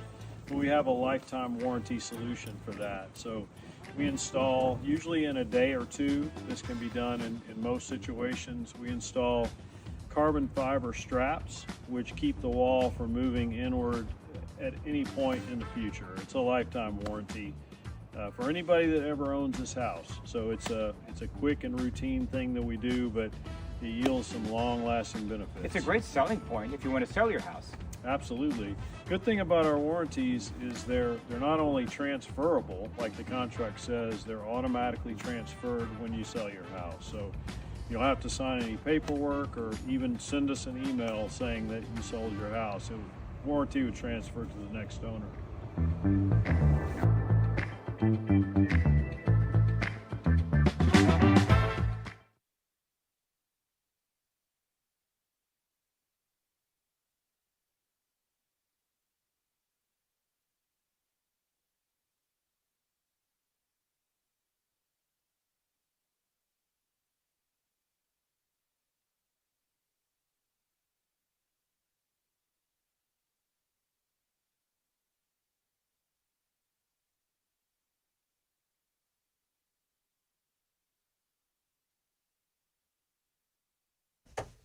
Good morning. It's 6:30. I'm Joan Jones with your top stories. The Supreme Court has allowed President Trump's executive order on mail-in ballots to continue. It would allow the Postal Service to deny mail-in ballots if a voter doesn't show up on the voter rolls maintained by Homeland Security. The post office would have substantial oversight. The post office is a federal agency, would have substantial oversight on how they deliver the mail and how they define the delivery of mail with ballots. That's Christian Gross, director of the USC Democracy and Fair Elections Lab. The search continues for the person who shot a 16-year-old Cameron Frierson. He was killed at a football game on Friday night. This man telling Channel 4 that he thought he was hearing after-game fireworks. After I realized that must have been a gunshot, that felt like 5 to 10 bullets. What a 16-year-old could have done to deserve this, you know? I don't understand. Nashville police say they're following some leads, but no suspect named yet in the shooting that happened at Pearl Cone High School. The State Department is set to announce it'll be revoking business and tourism visas issued between 2016 and 2026 for anybody who has since sought asylum. It could affect up to 200,000 foreigners. It would be the largest single mass revocation of visas in U.S. history. And President Trump is at it again. His latest renaming effort comes to another body of water. The president's considering renaming Lake Ontario to Lake America, since, he says, we don't expect to be doing much business with Ontario any longer. That is the latest news, traffic, and weather. Next, I'm Joan Jones, WTN News. Thank you, Joan. 6:32, Nashville's Morning News on Super Talk 99.7. Here is a date that you've got to keep in mind. Saturday, September 19th. It is the Glock store. Force on Force training is back at the Glock store. Now, if you don't remember, I did this, and Matt did it as well. Chris did it too. It is Force on Force training. It is intense. It is educational as well. Real life, live action scenarios that do test your marksmanship and split-second decision-making in real time. I absolutely loved it. Yes, I ended up getting shot. They were fake bullets, but it was really educational. And I loved my Force on Force training. I might want to do it again, as a matter of fact. And yeah, it really does determine if you are up to the task of defending yourself and your family, doing it legally and within the bounds of the law. Because remember, the laws have changed here in Tennessee. So if you're not up to speed, you need to be, because your life and your freedom could depend on it. So this was huge, Force on Force training. It was huge the last time around. So by popular demand, they are bringing it back. Force on Force training is only available at the Glock store September 19th. Again, I did it. I loved it. You will too. Each session focuses on your safety, Tennessee gun laws, and knowing when is the right time to shoot. It is Force on Force training at the Glock store. Go to their website, glockstore.com/FOF. That's glockstore.com/FOF. They've only got 15 openings per session. Reserve yours now before it sells out. That's glockstore.com/FOF.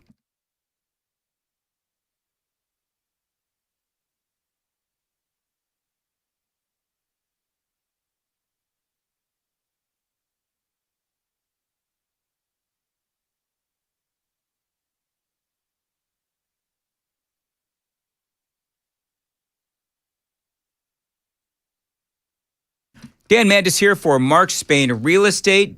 And I got to tell you, if you're stuck in a home you can't sell, call Mark Spain. If your open houses are being ignored, call Mark Spain. If you're tired of making costly repairs while your home goes unsold, again, call Mark Spain. Now, their guaranteed offer does indeed keep you in control. Going to get out of your home fast. You're going to get out of your home fast and with maximum profit. Mark Spain Real Estate. They've got over 72,000 clients. They are the #1 most reviewed real estate company in America.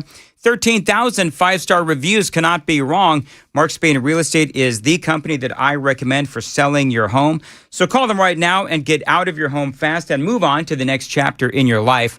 Call them at 855-299-SOLD, 855-299-SOLD. Online, markspain.com to get a guaranteed offer on your home today and start packing.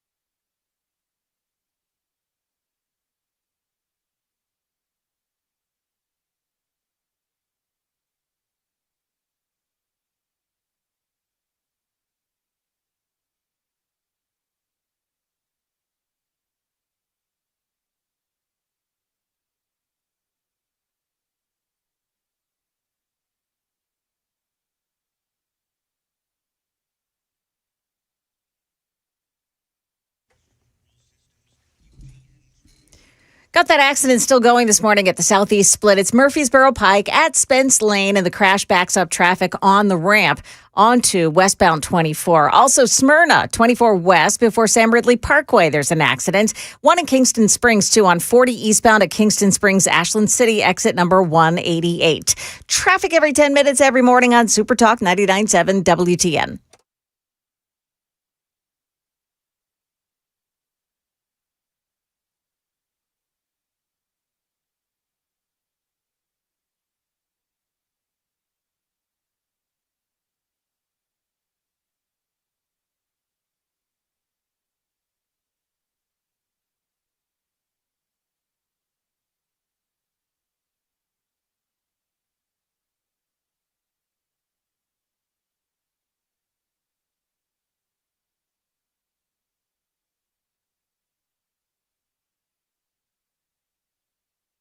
.637 Nashville's Morning News on Super Talk 99.7 WTN. Big news yesterday, Supreme Court clearing the way for President Trump's mail-in voting restrictions. Great news? Yes, sort of. I want to bring in Jonathan Fahey, though, for his perspective on all of this, because while it is good news for the president, number one, the Supreme Court, the way that they came to this decision.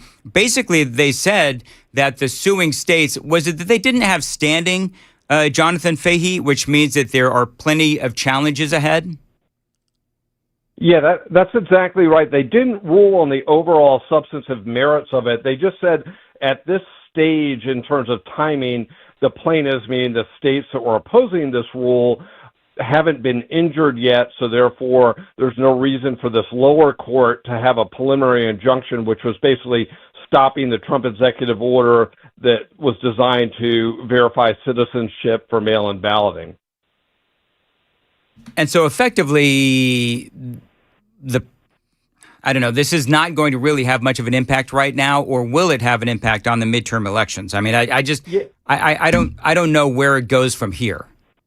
I think it will have an impact for a couple of reasons. One, the states don't know if they're going to ultimately prevail in the lawsuit. And this executive order basically says the states need to provide DHS a list of citizens who are eligible to vote, and then ultimately the post office can only mail out ballots to people on that list. So here's the thing, if the states don't comply, they risk so many of their ballots basically not being mailed in, or people not being able to vote. So it for these Democrat states, let's just say, for example, just hypothetically, they want to cheat, it's going to be harder for them because now they're going to, I think mail-in balloting, as most of us recognize, caused a lot of cheating and a lot of sort of uncertainty about the elections. Yes. So now I think they're going to have to, encourage people to vote in person because of the risk of them not being able to get their ballots mailed in if they're not citizens, which is, again, insane. Everything about this Trump executive order is just simply common sense. Yeah. Verify you're a citizen before we send you a ballot. Totally makes sense, common sense. 80% of the people would agree with it, but the Democrats go apoplectic about it because they, for some reason other than cheating, as they say, they want to have optimal conditions for people that want to cheat. But I think it will have a massive impact because they can't adjust on the fly that easily. And right now, what are we, 60, 70 days out from the election? Right. So, things are getting rolling, particularly in a lot of states that have the early voting now that, I think some states are voting 60 days before the election, or they start their voting. So even if somebody challenges this, because again, the states it didn't have standing, I guess. But so even if there is a challenge to this Supreme Court ruling, it is still going to be in effect into the midterm elections, regardless as to whether or not somebody challenges it. Is there a way that they can stop the implementation, like an injunction or something? Yeah, I mean, they could try again, and this was what the Supreme Court did. There was a lower court injunction, and the Supreme Court basically said it's premature. They're going to be plaintiffs all over because we know how important this is, and there's a lot of money involved in politics. They're going to find other ways to go into some sort of district court in a liberal area to get another injunction to try to stop this. I think the Supreme Court, though, will act very quickly on that if some court does that. So, but I expect there will be lots of litigation leading up to the election. But it's very it's going to be hotly contested. But ultimately, right now, the Republicans are in a better situation if you believe citizenship voting benefits Republicans versus voting benefits Democrats. And so ultimately, this may get decided one way or another, even against the Republicans. But right now, it benefits the Republicans. One of the things, and just in looking at the legalese of all of this, I know that there was a separate lawsuit that forbids the Postal Service from executing Donald Trump's order. I know you mentioned the Postal Service earlier. Do they have that power, or is it just going to be in specific instances in specific states?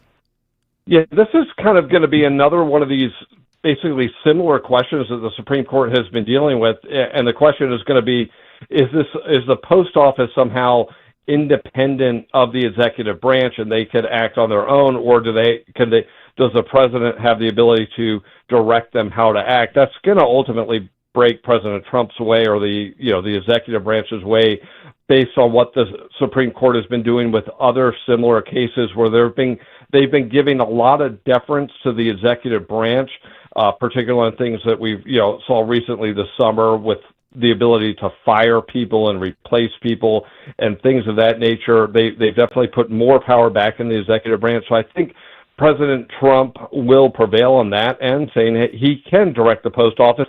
And the theory that they're doing makes total sense.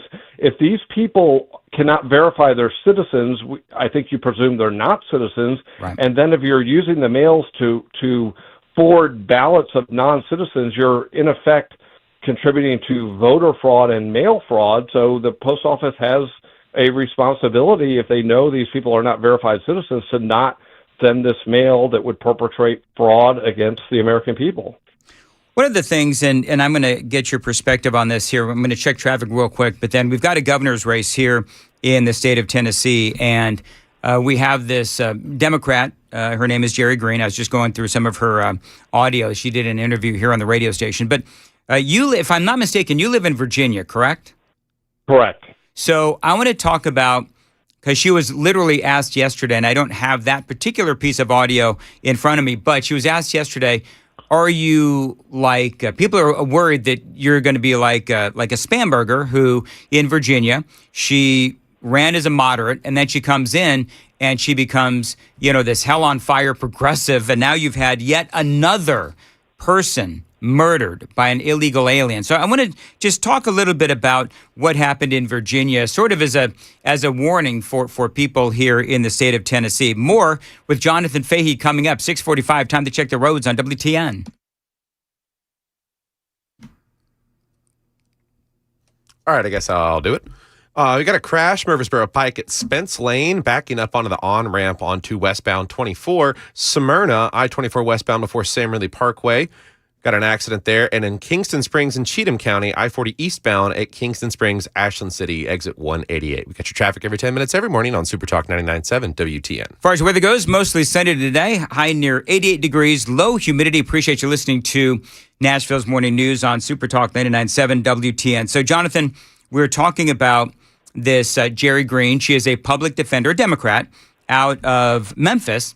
And so one of the things that I'm talking about here, a guy called me full on retarded, whatever, that's fine, because I am mentioning the fact that she is on record as saying that we cannot police ourselves out of the problems that we currently face. And it's my opinion that you throw bad guys in jail, and guess what? They don't have the ability to commit crimes. And so she, to me anyway, she is, she's a public defender. It is her job to ensure that, criminals get a fair constitutional trial. I get that. But I also know that she is on record as saying that we, again, number one, can't police ourselves out of the problems that we have. I vehemently disagree with that. And she's on record as, spewing other soft on crime policies. So to me, regardless of whether or not she's a public defender, I'm taking her at her word when she starts, spewing some of these soft on crime policies that she would advocate for. Talk about the Spamberger and the kind of I'm a moderate campaign that she ran there, and then how she ultimately ended up as this insane progressive in the state of Virginia. And the state of Virginia now is having a lot of issues because of it. Yeah, like Governor Spamberger ran on this, I'm a moderate, I work across the aisle. Like most of her ads, because I saw a lot of them, were talking about on when she was in Congress, she worked across the aisle, worked on both sides. Her background was in law enforcement, et cetera, et cetera. So she basically portrayed herself as sort of the old-style Democrats that we actually used to have in Virginia that were pretty tough on crime and weren't crazy. And then as soon as she got in, it was just, crazy took over. I mean, she signed executive orders that basically forbid the state from turning over the most serious criminals to ICE. Everything she's done has been far more radical, as more radical than even the radicals are, and it's just really frightening. And we've seen it. We thought it was kind of like the state version of a Joe Biden. And the worst thing about it is the consequences of it. Right now, like I live in Fairfax County, Virginia, which is a suburb which does not have a lot of crime regardless of who's in charge. And we've had 8 murders this year, 4 of them committed by illegal aliens.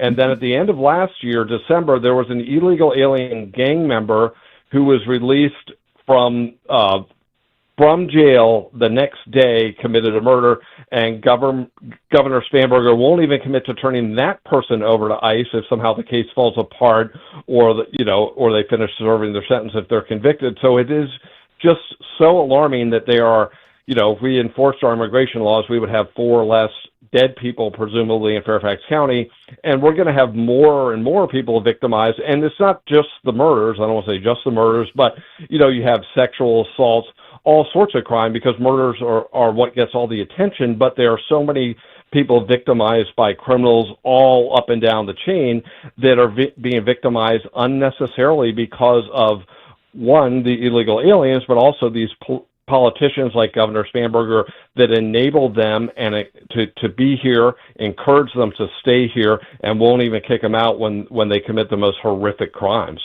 All right, and we'll leave it there. Thank you, as always, Jonathan Fahey, joining us on Super Talk 99.7 WTN. Jonathan, how can people follow you on X? They can follow me on John for Fairfax. All right, very good. Thank you, and have a great rest of week and weekend. You know what? I'm already thinking about Saturday. Anyway, it is 6:50, Super Talk 99.7 WTN. Super text line is open, 615-737-9986, 615-737-WWTN. I want to play some more of this Jerry Green audio. Let me see. I'm trying to remember what I played previous. So let's just play number 2 and see if I played this before.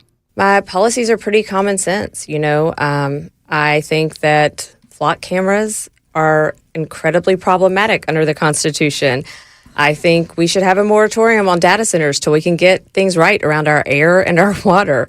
I think that we shouldn't be adding more taxes, but we should be budgeting appropriately, and that means helping the everyday person, not giving tax breaks to billionaires and corporations, but a grocery tax break or freezing the gas tax so that people can actually afford life. So we do have some things in common, right? She doesn't like flock cameras.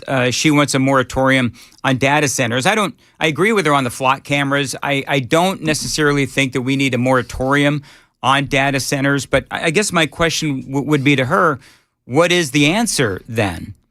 You're going to give up AI and data storage and all of those things? Like, what is the answer? It's one thing to say, oh, well, we need to give up on these data centers or have a moratorium on them. I do understand that, but what is the answer?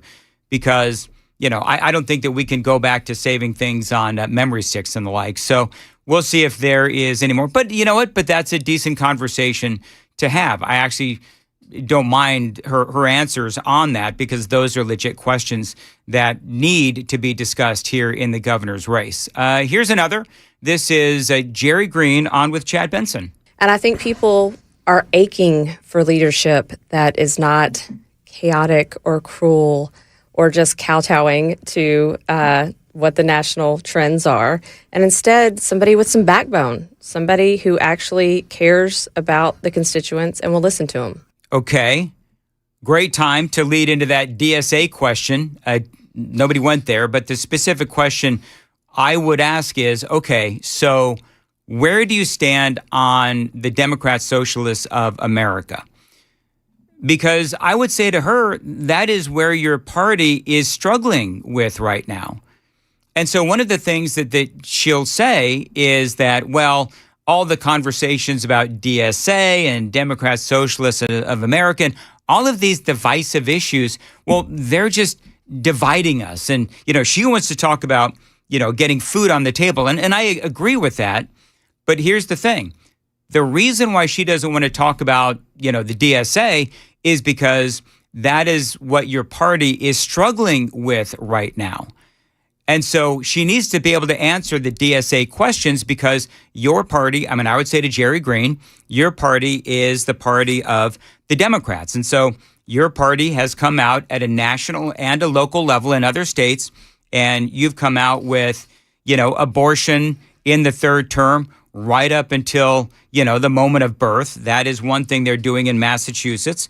The DSA has said they want to defund the police, no borders. They want to curtail, if not outright eliminate the military. They want to eliminate the Senate. They want to eliminate the presidency. And this is her party.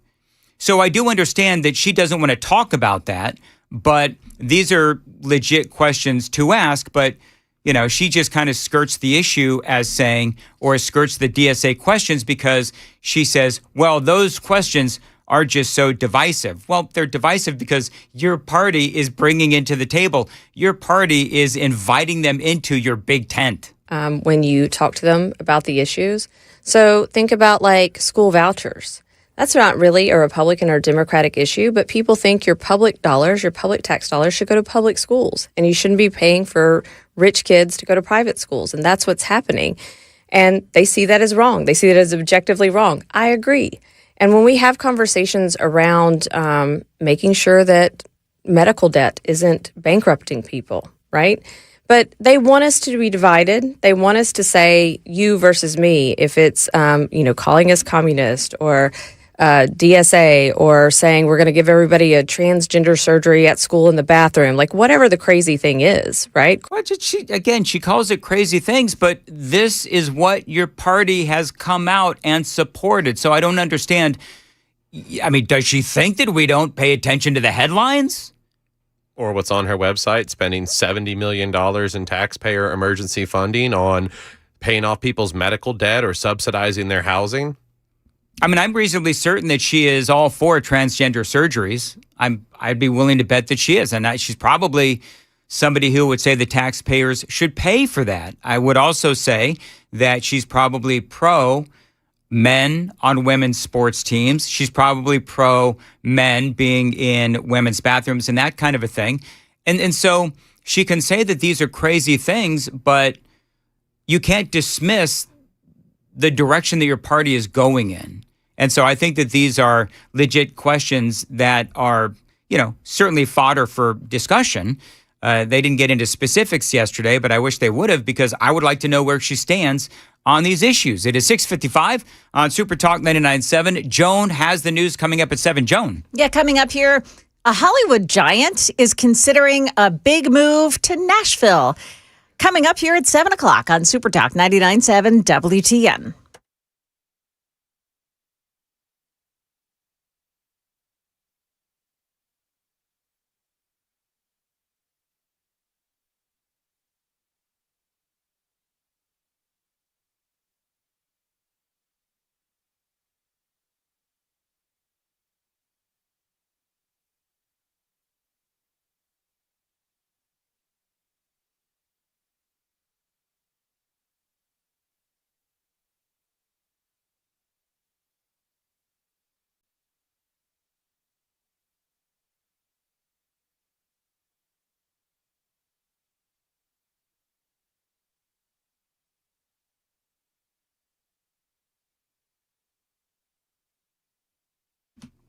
Dan Mendes here for my friends at Kraft Body Scan. Now, let me tell you something. You want to be around for your kids and your grandkids, right? I've been telling you about my dad. Sadly, he didn't pay close enough attention to his health, and he passed away from a massive heart attack 6 months before his first grandchild was born. You might know somebody like that. It is a tragedy. Don't let that happen to you. Call my friends at Kraft Body Scan. Right now, Kraft Body Scan, they are offering my listeners their couples heart and lung scan. Now, this is valued at over $2,500 for just $99. Now, to take advantage of this, all you got to do is go to togetherwescan.com. That's togetherwescan.com. Use promo code DAN50. You can also simply pick up the phone. 615-436-1000. 615-436-1000.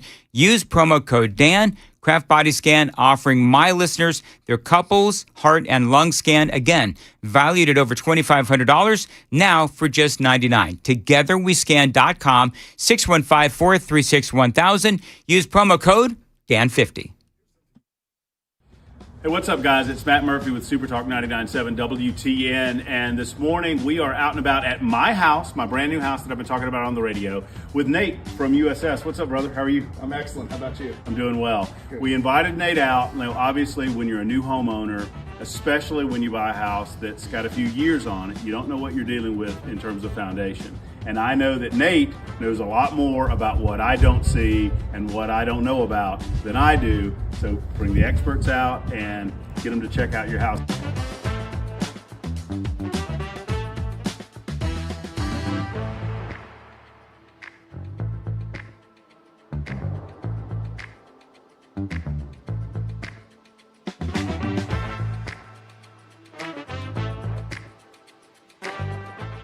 Hey guys, Matt Murphy again with Nate with USS, and Nate has just wrapped up kind of a look at the house. And Nate, what'd you find? Well, your house is in pretty good shape for the age of it. I had to look pretty hard to find it. Okay.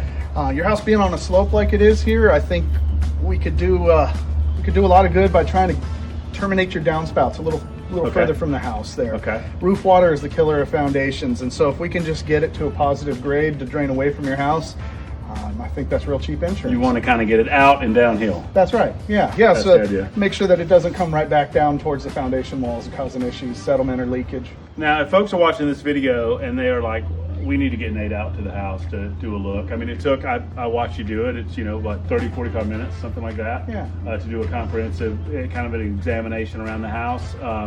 And they just give you a call and schedule? Yeah, absolutely. You can call our main phone number, or you can call reach USSTN.com and schedule right through the website there. Our girls in the call center will get back to you just about immediately, as long as it's during business hours. So this just makes a lot of sense, folks, for you guys to do an examination of your house like we've done, to check it out. I'm going to get those gutters done with Nate and his team at USS, and then we'll do a video and let you know how those look at the end of all of this. So thank you, guys. Hey, that'd be great. We appreciate you, brother. Matt, we appreciate you.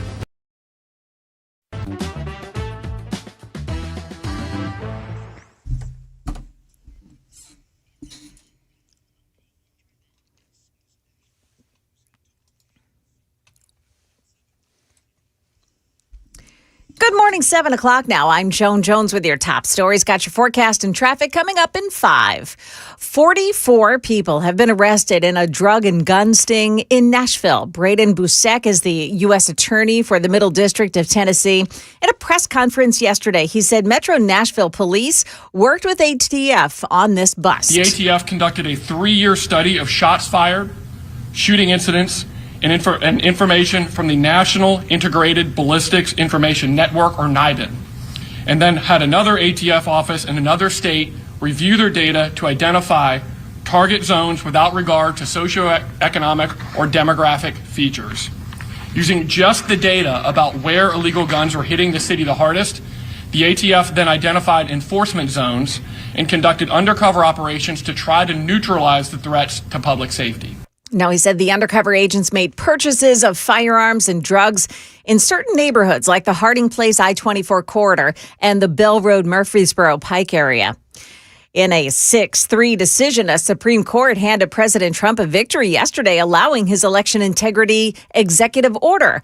That ruling clears the path for the U.S. Postal Service to check its distribution of mail-in ballots against a list of citizens maintained by the Department of Homeland Security.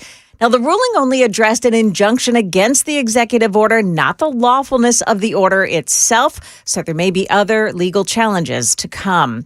Testimony in the Lindsay Clancy murder trial yesterday abruptly halted. Clancy's lawyers objecting to a forensic psychologist who testified about the final words Clancy told her children as she strangled them to death inside the basement of their Massachusetts family home back in 2023. In the course of strangling each child, she said, "Go to God, baby, go to God."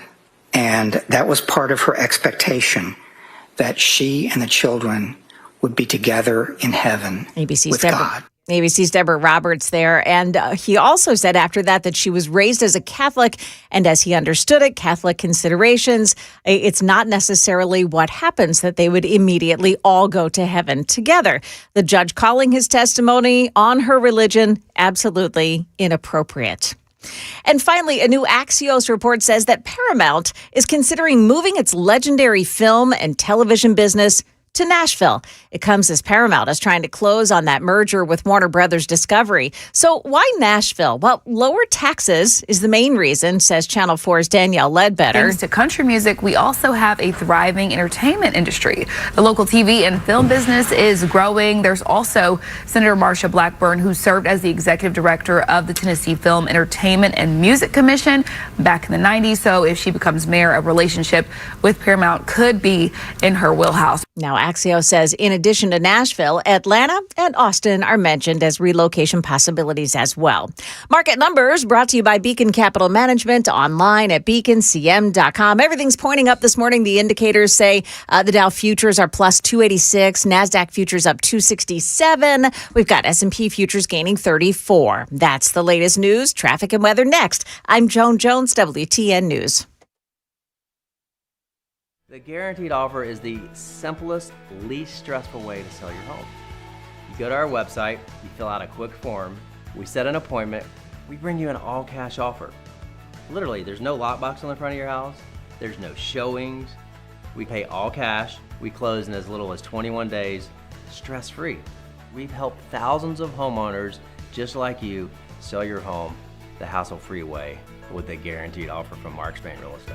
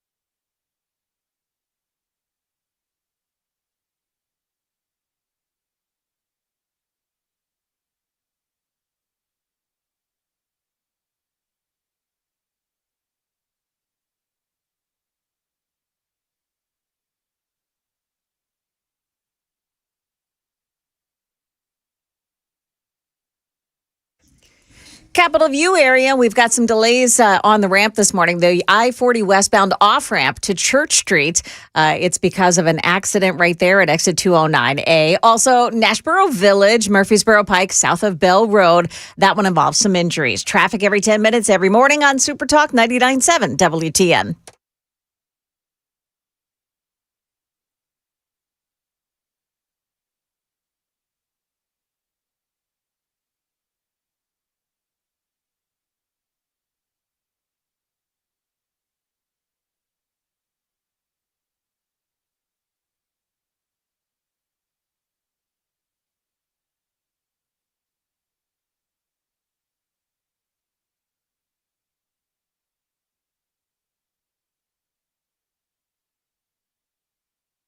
All right, so Joan, I'm gonna do it again.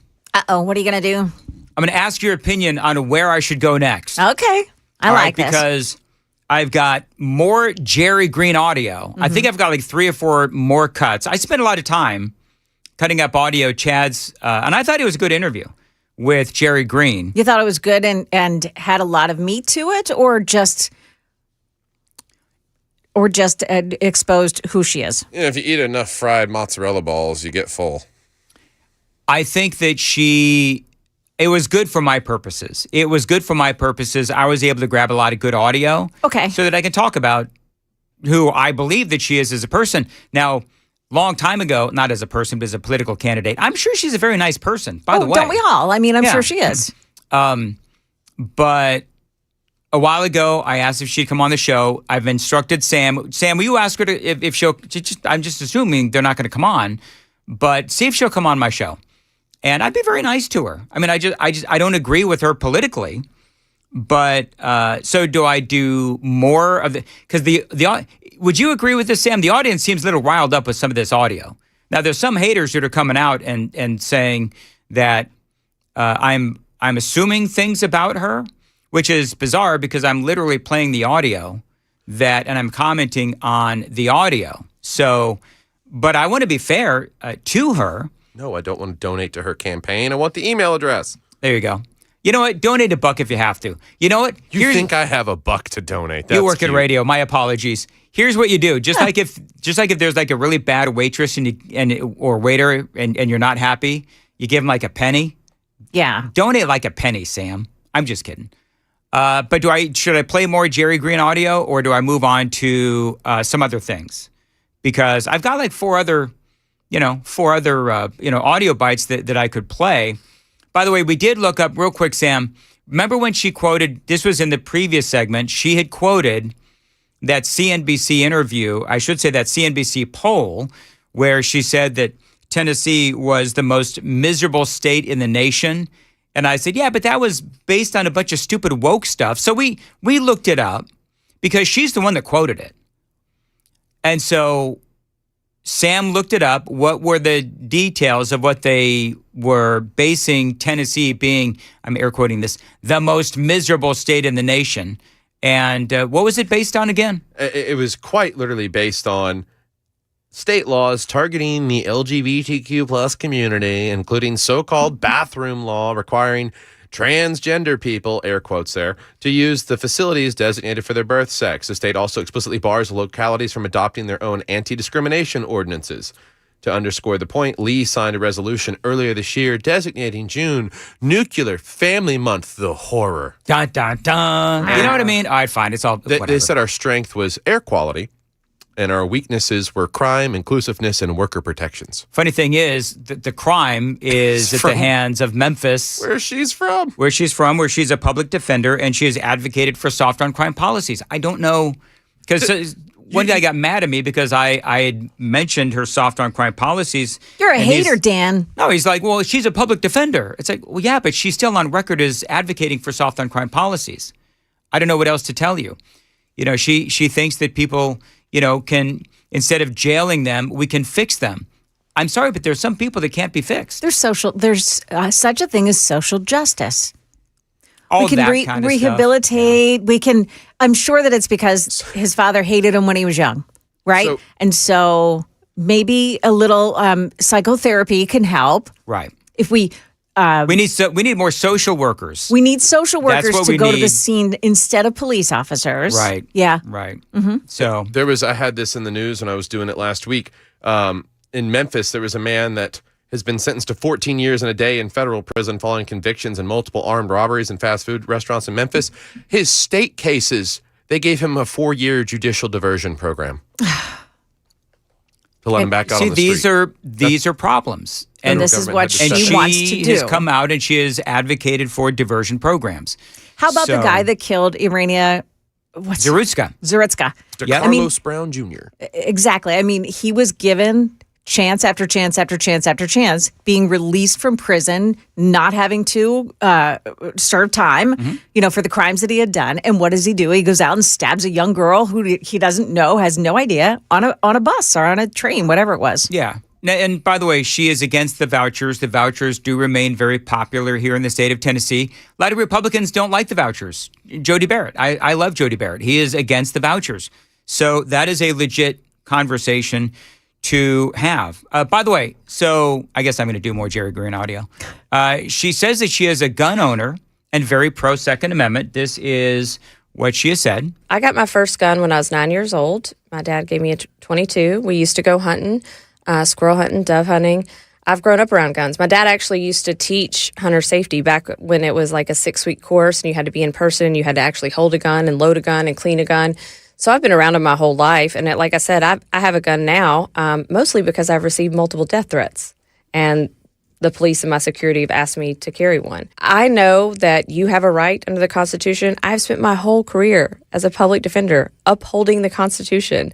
Whether it's your First Amendment right, your Second Amendment right, your Fourth Amendment right to be free from searches and seizures, I believe in that whole Constitution, and that's what I've spent my career upholding. So I don't have any plans to take anybody's guns away.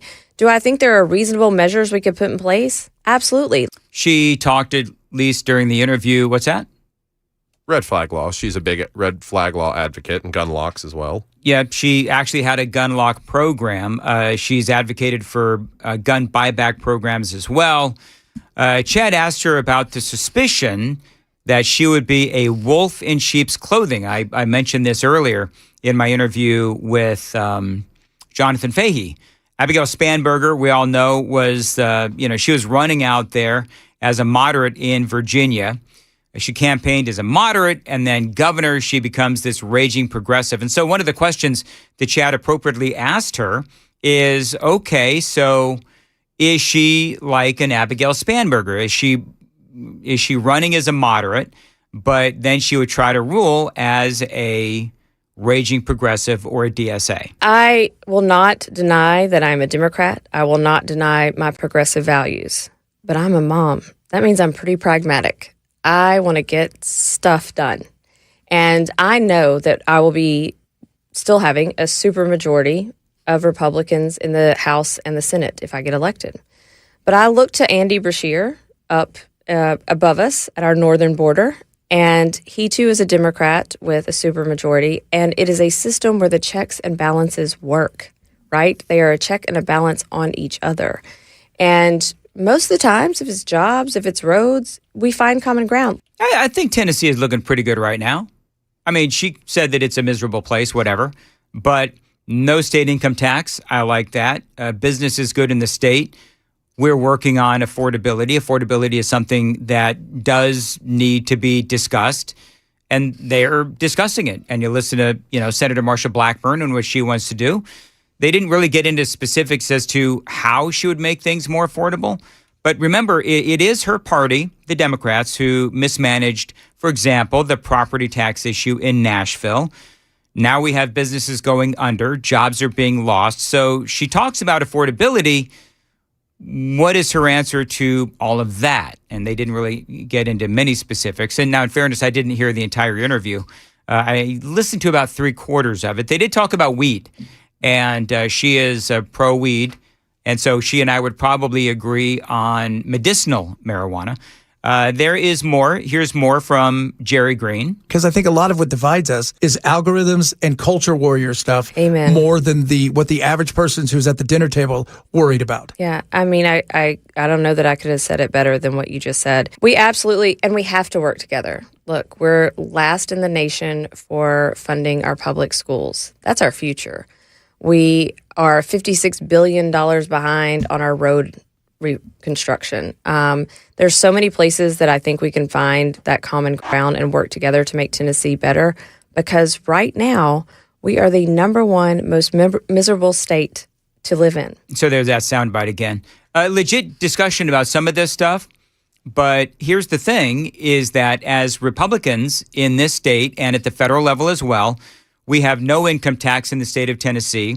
On top of the Trump tax cuts, put more money in our pockets, especially here in Tennessee, the service industry with no tax on tips. We continue in the state of Tennessee to attract manufacturing jobs. We are pro-business. It is the Republicans in the state of Tennessee that have made Tennessee, in my opinion, the best state in the union. And again, as I said earlier, that's why we have so many people moving to the state of Tennessee. If we were so miserable, then people wouldn't be moving to our state from states where her party runs those states, like, for example, California and Illinois and D.C. All of those places, Seattle, Washington, all those places run by Democrats. They are fleeing those states and moving to our state. They wouldn't be doing that if they thought that it was a miserable place to live. They just wouldn't. So she talks a good game, I suppose. She sounds like a very nice person. I think I've got one more soundbite coming up next. It is 7:16. Time to check the roads on Super Talk 99.7 WTN.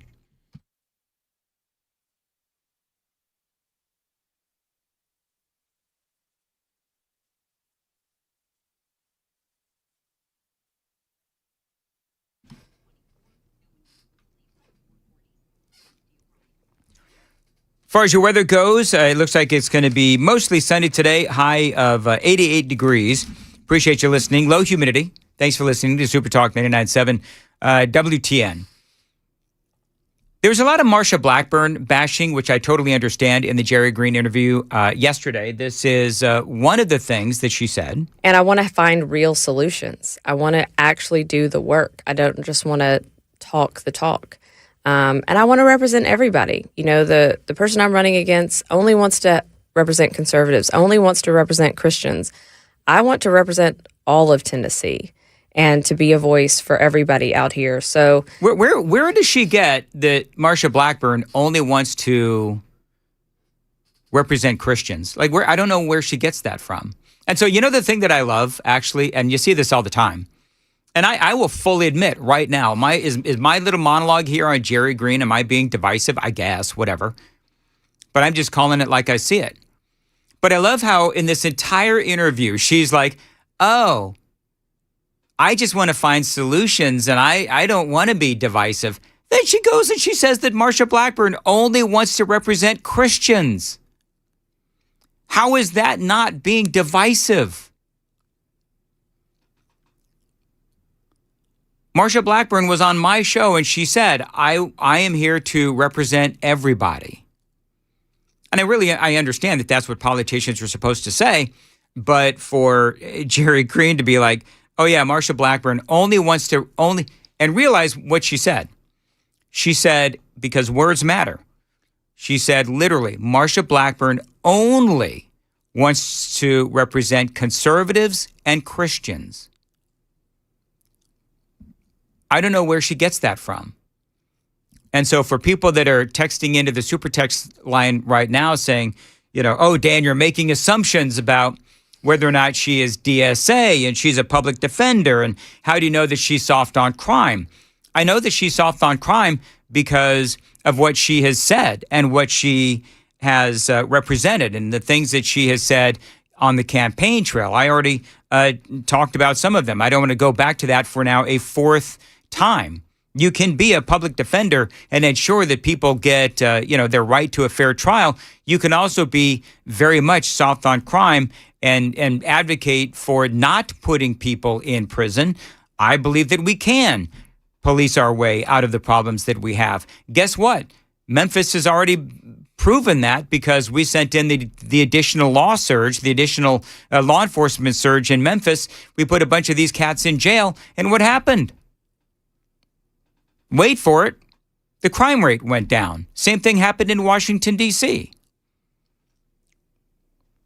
So if you want to hear the entire interview, I think I'm done playing this now, but if you want to hear the entire interview, it is podcast on our website, 997WTN.com. And it was a tape, so there's no video of it, so it's better to just download it. They've got it right there.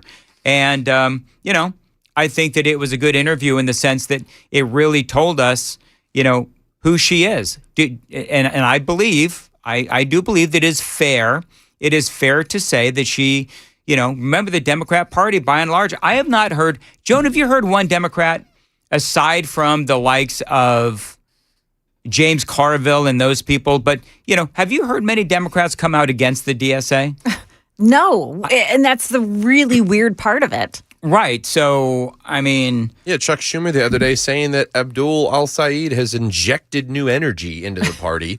Right. So I don't think that it's that far off base to say that the Democrat Party, by and large, has invited the DSA into their party. So I believe that it is safe to assume that she would believe in some of the tenets that the DSA believes in.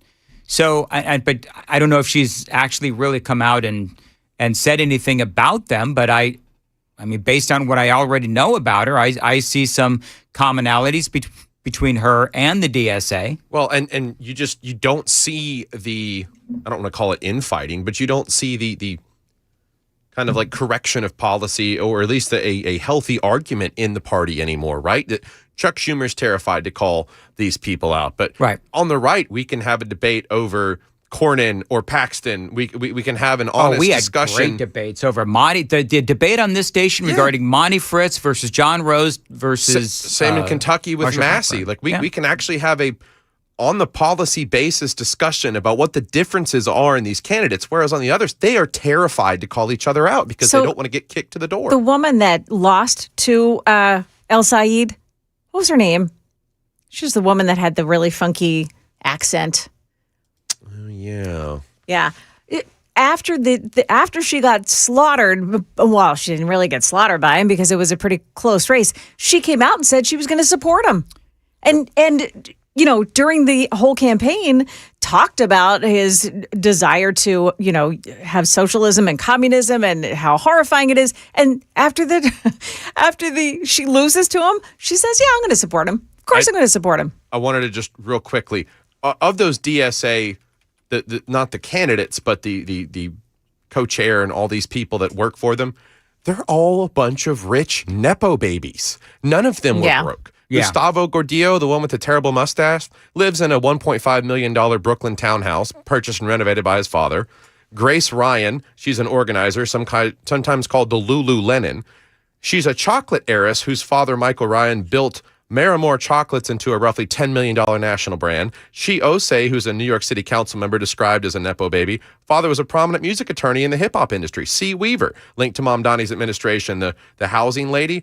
Yeah, her mother, Celia Applegate, a Vanderbilt University professor, owns a $1.6 million house here in Nashville. I mean, these people are scam artists and grifters. And if you're not willing to call them out as a Democrat, you're part of the problem. And it was Haley Stevens that I was thinking of, by the way. 7177 says this. So I'm reading all the text lines that are coming in and all the texts that are coming in. And so he says this, 7177. Dan, sometimes I think you're an airhead. Join the club. Like the candy? Nice. Anyway, he says Blackburn only represents Christians because Republicans and Christians don't want guys in women's sports, abortion. Should I actually make a list of Democratic agendas? Duh. I guess that's a fair point. Yeah. But I don't want Marsha Blackburn to, or any of a Republican that I'm going to stand for, I don't want them to acquiesce to the demands of the left. Whether that means that she, and I'm going to air quote this, only represents Christians, whatever. There was one of the talking points that she had a while ago was, what was it? It was that stupid thing from Channel 5 where... We talk to Tennesseans every day. No, it wasn't that. It was where they were talking about how Jerry Green had said that only, I don't know what it was, 5 or 7 or 8 pieces of legislation that she sponsored actually passed. Well, the reason for that was because the Democrats will literally not vote for anything that the Republicans bring to the table. And I don't want Senator Blackburn or anybody to dilute their legislation so that the Democrats will vote for it, because now you're abandoning your values, right? So, I mean, whatever. We're going to try to get her on the show. I will ask her, some of the questions that I feel are important. I don't think that she'll come on. I would love it if she did. I would make her do it live, though. That's what I said in the email. Yeah, because I would want to do it live. I mean, there are probably circumstances why Chad, and by the way, I'm not dogging on Chad. There's probably a reason why they had to do it taped. But when I interviewed Monty Fritz and John Rose and Marsha Blackburn, and all my candidates, I said, it's got to be live. The interview has got to be live. And one candidate, I'm not going to say who, but one candidate said, can we tape it? And I said, no. Everybody's got to have, by and large, the same questions, and it's all got to be live, because I don't want anybody to feel like, they can say to me, well, this person got, favorable treatment or whatever. Everybody had the same kind of interview, whether you liked the interview that I did or not. But, for me, I want the interviews live. And now the interview that I would do with Jerry Green if she would be kind enough to come on, would be decidedly different than what I would ask Marsha Blackburn, because unlike the Republican primary, there are vast differences between Jerry Green and Marsha Blackburn. And so there's things that I genuinely want her opinion on and her perspective on Jerry Green. So hopefully she'll come on. I'll be very nice. People are saying, oh, you'll be mean to. I'm not. Joan, have I ever been mean to anybody? I think Never. There was like one person that I was mean to. Who were you mean to? Oh, golly gee. It was somebody, I can't remember now, but I got into a shouting match with somebody texted me on the super text line. Who did I get mad at? I mean, it was like a shouting match, and I never do that. This was before I was here, before Sam was here? Yeah, probably. Yeah. Okay. Probably. All right, John in Lawrenceburg. We're having video problems again. John in Lawrenceburg says Dan broke the camera again. I don't know, whatever. Uh-oh. Moving right along. 728, Nashville's Morning News on Super Talk 99.7. Joan's got the news coming up at 7:30-ish. Joan, what's coming up? Yeah, who's responsible for the ride mishap at the Wilson County Fair? I've got that story coming up at 7:30 on Super Talk 99.7 WTN.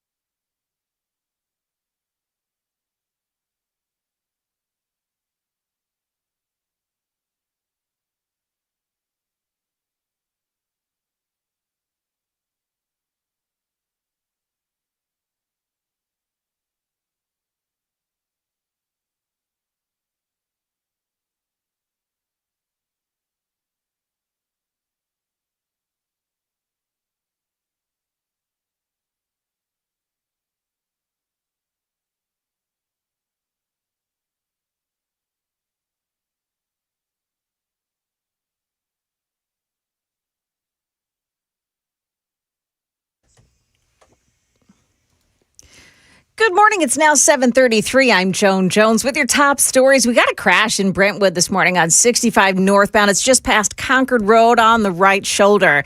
Careful in that area. In the news, new details about what happened on a ride at the Wilson County Fair that caused 9 people to be injured when the swings they were riding on lowered too soon and caused their legs to crash into the fence surrounding that ride. WSMV4's Braden Ross. The Tennessee Department of Labor says it was the operator's mistake. A report from a ride inspector obtained by WSMV4 Investigates Monday states the operator pressed the emergency stop button and then switched the ride to manual mode and started lowering the swings before the ride had stopped rotating. The company that puts on the fair wouldn't say if the operator was fired. In Texas, the father of murdered high school track star Austin Metcalf is speaking out after a judge denied Metcalf's killer, Carmelo Anthony, a new trial. Jeff Metcalf spoke with ABC's Aaron Katursky. Did you get justice? No. There's no such thing. I got handed a life sentence. We don't ever get to see Austin again. We don't get to talk to him. We don't get to hug him. Carmelo Anthony is now 19. He stabbed Austin Metcalf at a track meet in Frisco, Texas in 2025. And the billionaire owner of the San Francisco 49ers was reportedly duped into offering to pay $150 for sex with a prostitute by investigators posing online. Jed York was busted when he showed up to an East Palestine, Ohio trailer park with the cell phone that he used for the setup in his hands. York pleaded no contest to the misdemeanor plea charge of disorderly conduct and possessing criminal tools. The NFL will review the incident with a focus on its personal conduct policy. That's the latest news. Traffic and weather next. I'm Joan Jones, WTN News. Speaking of Joan, big news this Sunday. DT McCall's has a huge 5-hour sale going on. This is a great opportunity for you to get some great merchandise at tremendous savings. So listen, friends, DT McCall's. If you need appliances, furniture, mattresses, and a whole lot more, come on out to DT McCall's. It is their Cookeville and Lebanon location. Let the savings begin. Again, a big 5-hour sale. Cookeville location, Lebanon location as well. DT McCall's this Sunday afternoon from 1 to 6. It is a massive sale. They are going to be waiting for you on Sunday, 1 to 6. They're calling this a mega sale as they offer you their best and biggest sales event of the year. It's only going on, though, for those 5 hours, 1 to 6, and then those deals are gone. So you've got to get there early. Remember, the doors open at 1, goes till 6. It is their big 5-hour Sunday sale. All the biggest brands at the best prices as well. Lazy Boy sofas and recliners. That's right, Lazy Boy sofas and recliners. Vaughn Bassett and Napa solid wood bedroom suites. And Tennessee-made Dutch craft bedding. Like I said, it's all on sale. Sunday, 1 to 6. DT McCall's mega 5-hour only sale going on this Sunday, 1 to 6. DT McCall's Cookeville and Lebanon location. Details, dtmccalls.com.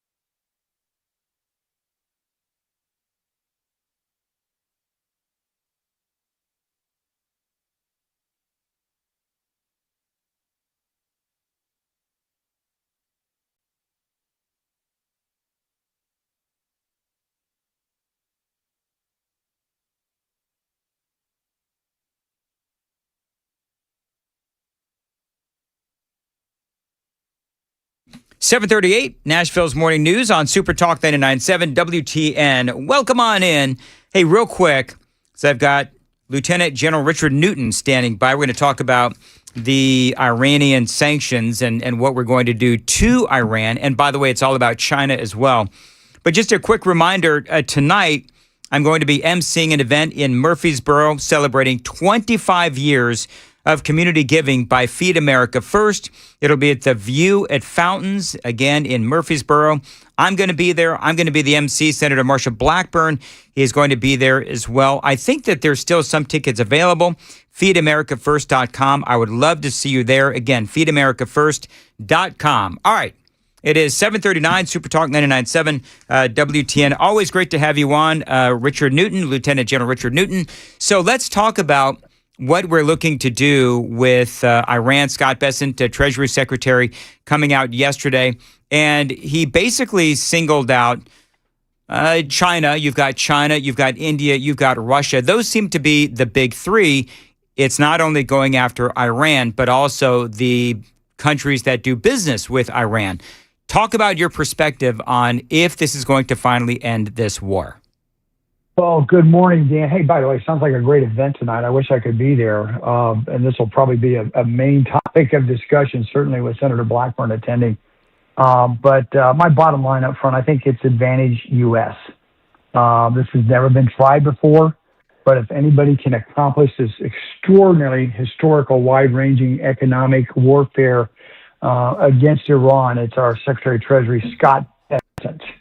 And so that's where we're headed. Specifically, his U.S. Treasury, our U.S. Treasury, led by Secretary Bessent, is going to levy future penalties on both countries and other business entities in 5 major sectors. That's what's so wide-ranging about this, Dan. You got digital assets, you got technology, you got gold, aviation, shipping, and really anything that touches Iran from a financial standpoint. Basically, all trade and business, the objective here with Iran is to come to a stop.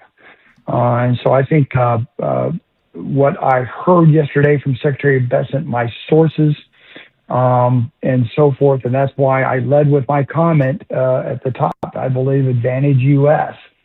And we'll see how this plays out. I would underscore to our listeners, this is going to take patience. However, I think the United States is also using multiple national security instruments. You and I've talked about this how many times. We're leading now with economic warfare. There's also the political aspect of this where President Trump's going to rally. I believe he'll be successful in our partners and allies and friends, not only in the region, but finally, I believe, in Europe and around the world. And the third piece of this, the bottom line here, however, is U.S. still maintains extraordinary military capability led by Admiral Brad Cooper, our commander of U.S. Central Command. So it's not just the economic warfare instrument that's being played here, but it's backed up by, I believe, strong political diplomatic efforts as well as military capabilities, which we are ready to go back in with major combat operations along with Israel, in my view, should that need arise at this point. One of the things that I've found particularly interesting about this military campaign here in the last several weeks has been that one of the things that CENTCOM did was they bombed the ability of Iran. They destroyed the ability of Iran to monitor what is going on through the Strait of Hormuz. Then we, I guess from what I can tell, skirted the coastline of Oman in getting some of these oil tankers and some of these ships through. That was pretty impressive. Very impressive. Let me address first your point about United States Central Command going after really the eyes and ears of the Islamic Revolutionary Guard Corps up there in the Persian Gulf, the northern part of the Strait of Hormuz. By the way, let me underscore to our listeners also, last time I checked, the Strait of Hormuz is still in international waters. Iran is threatening the strait. They don't own the strait and so forth.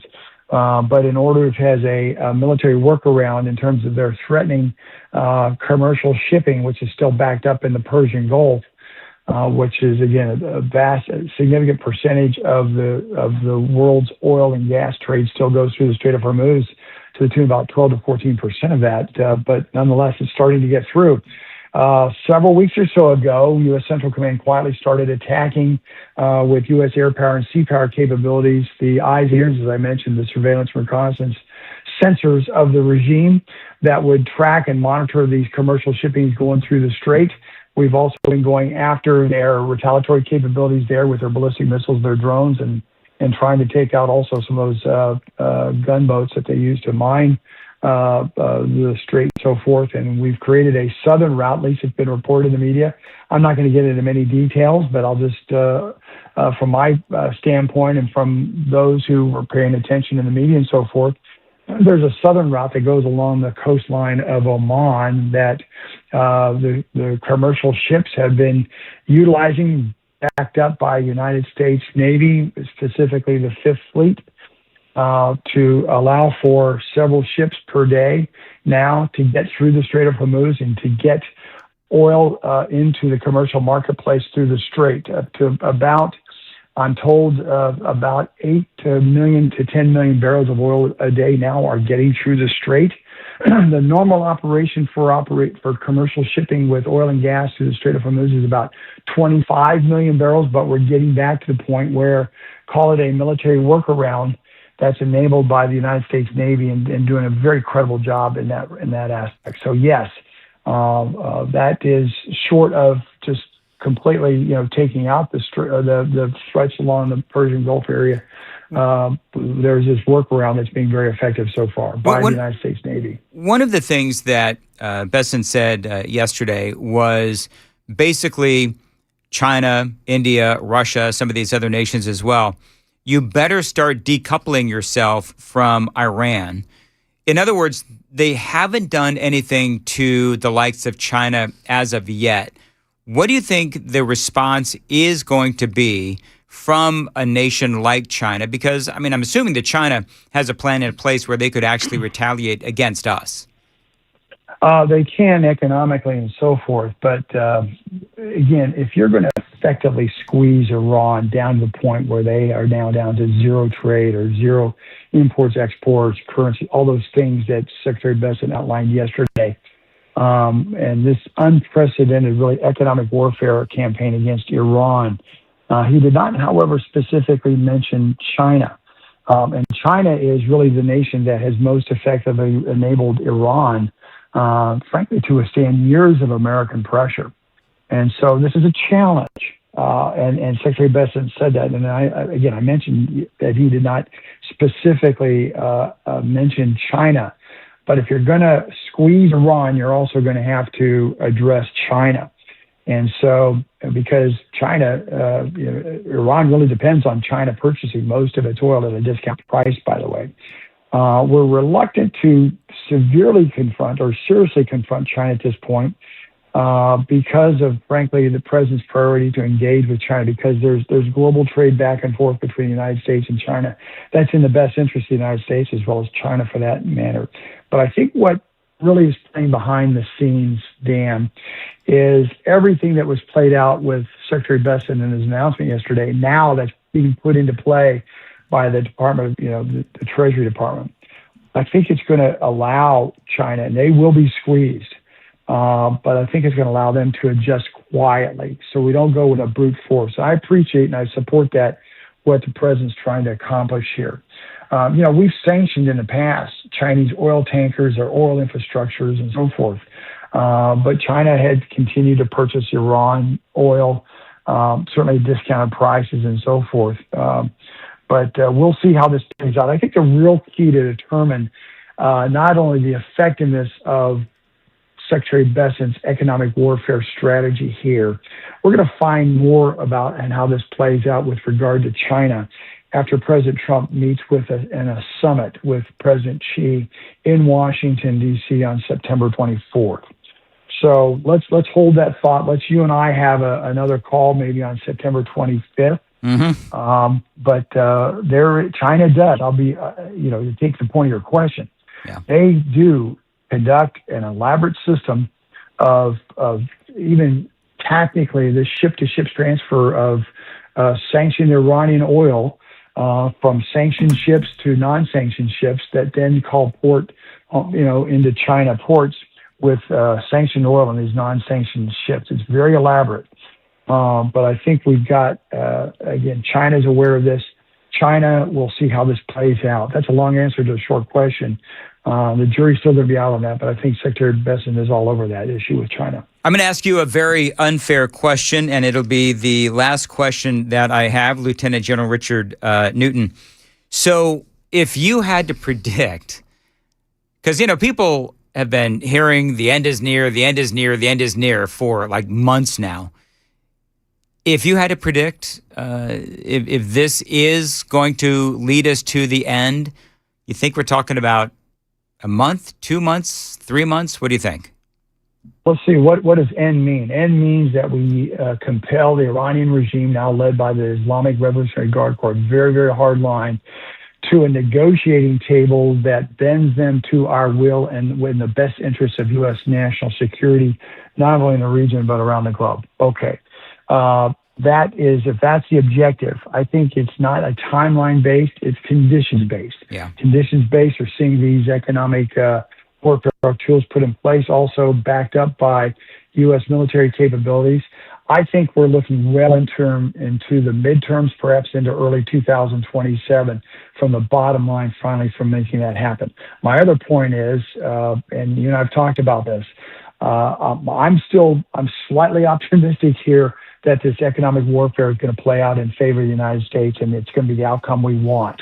I still, however, think that there's a strong possibility and the most effective instrument of national power to really bring Iran to its knees is the military capabilities. That's why you see the USS George Washington replacing the USS Abraham Lincoln as she sails home to a hero's welcome in San Diego here in a couple weeks.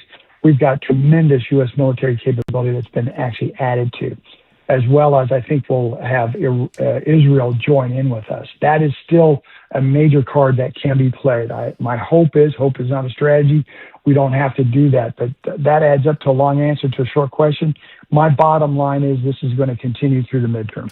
Yeah, and of course I've said this 1,000 times, but okay, so we can force Iran back to the table. They can sound like they're negotiating in good faith, but we all know that they essentially don't. So then the question is, they agree to a deal, we agree to a deal, but then how do we trust that they're actually going to execute that deal and live up to the terms of the deal? So that is unfortunately the problem that we have, and whatever we end up doing with Iran is we can't trust them. And so we'll, I guess, leave it at there. But Lieutenant General Richard Newton, always great to have you on, and we'll talk to you again soon. Thank you, Dan. Best to you and our listeners. Thank you. All right, bye-bye. It is 7:52 on Nashville's Morning News on Super Talk 99.7 WTN. Do you know what the problem, Joan, is with the conversation regarding Iran? What's that? Everything goes back to the same end point, which is they don't negotiate in good faith. You can't trust what they're going to say. You can't trust what they're going to do. You can't trust them. And so you can trust but verify, and that's obviously what we're going to need to do. But if we don't have the opportunity or the ability to monitor everything that is going on in Iran, then whatever deal we cut doesn't even matter. So, I mean, I like just having an Iran that is so incredibly debilitated, whether we're talking about militarily or financially. We just have to keep our boots on their neck and not allow them to rebuild. And unfortunately, because they can't be trusted. I mean, how many layers deep are we now in the Islamic Revolutionary Guard? How many layers deep are we? And they're still not negotiating in good faith. So I don't care how many layers deep you go, and this is something President Trump said a while ago. Well, we're making our way through the layers, the layers of the leaders there in Iran. We keep killing more layers. I don't know if there is a bottom layer where you can trust those guys. It's like, oh, these are the guys we can trust. I don't have any idea how this is going to end. So anyway, for me. Yep.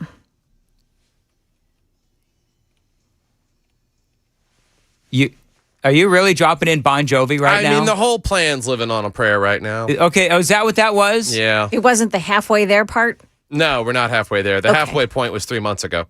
I see. It's been 6 months, and we're still living on a prayer. I actually didn't mind the Bon Jovi, dropping in the Bon Jovi. Don't do it again, though, because I don't want to get kicked off YouTube that apparently is not working today. No, YouTube's working. It's everything else. Is YouTube working? It's Facebook that's giving me fits. Rumble's giving me fits, and something X is working, but not really. See, this is what I keep telling people is watch us on YouTube. That's my fave. Even if on occasion they bounce me from the occasional broadcast. And they better not do it this time because you dropped in Bon Jovi. I took it out of program. Manchester Mike is very happy with you, Joan Jones, for getting Bonnaroo canceled. Oh, well, you're welcome. Mm-hmm. Yep. Join me then in my squad as I try to ruin the plans of fixing the farm. Fixing the farm, yeah. So she wants to, they're working on the drainage out at the farm. So what Joan is now trying to concoct is how to destroy the drainage on the farm so much that Bonnaroo disappears forever. Wouldn't that be something? She said facetiously. Oh, right. It was facetious. Sure. Yes. That's exactly Just kidding. what it was. All right, we got to go. It is 7:54, Nashville's Morning News on Super Talk 99.7. And let's see here. Joan has the news coming up at 8 o'clock. Joan. Yeah, another step forward for new development in the East Bank area. That's coming up here at 8 o'clock on Super Talk 99.7 WTN.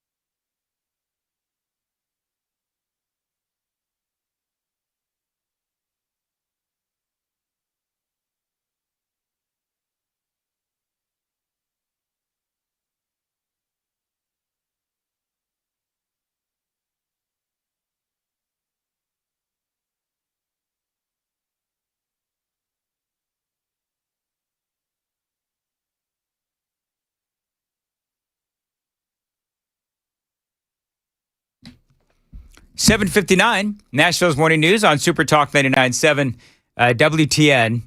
Joan, there's not always love in the air for Joan Jones. Oh, no.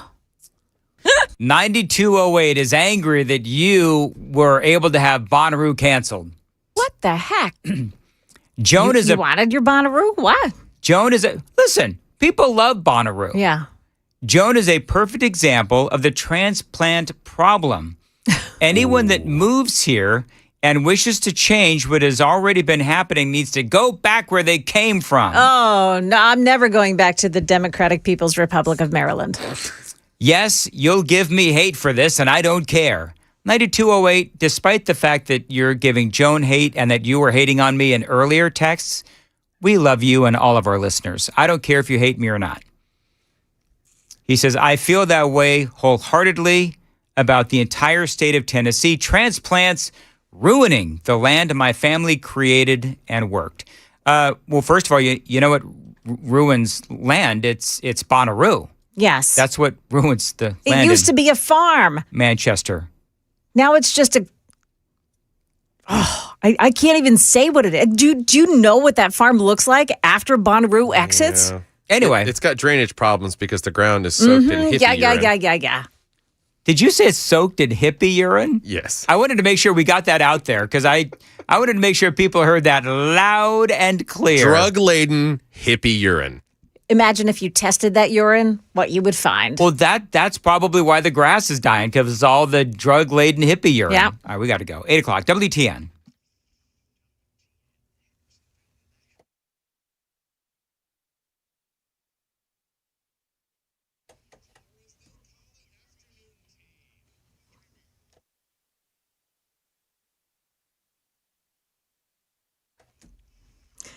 Good morning. I'm Joan Jones with your top stories. We've got your forecast and traffic coming up in 5. There are some new clues about where an Immigration and Customs Enforcement Center would be located in Tennessee. Now, although initially thought to be in Adams-Robertson County, Fox 17 is reporting that federal records point to 801 Royal Parkway in Donaldson near the airport.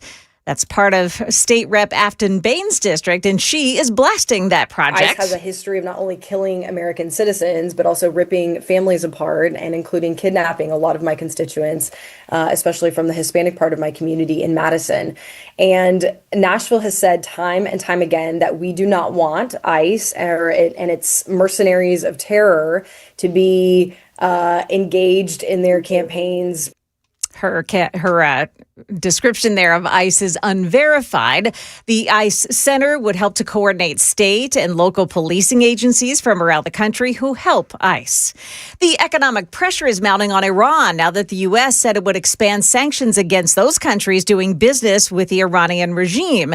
ABC's Shannon Kingston on what's happening with Treasury Secretary Scott Bessent. The blockade is still in effect, and that has been moving the needle somewhat. And Bessent also mentioned quiet diplomacy, the power of quiet diplomacy. We know the Trump administration has been working behind the scenes to put pressure on some of Iran's trade partners to step back, and we saw perhaps that work last week when the UAE announced it would no longer do trade with Iran. And China, of course, is one target of those sanctions. And the big transformation of Nashville's riverfront goes before a vote today.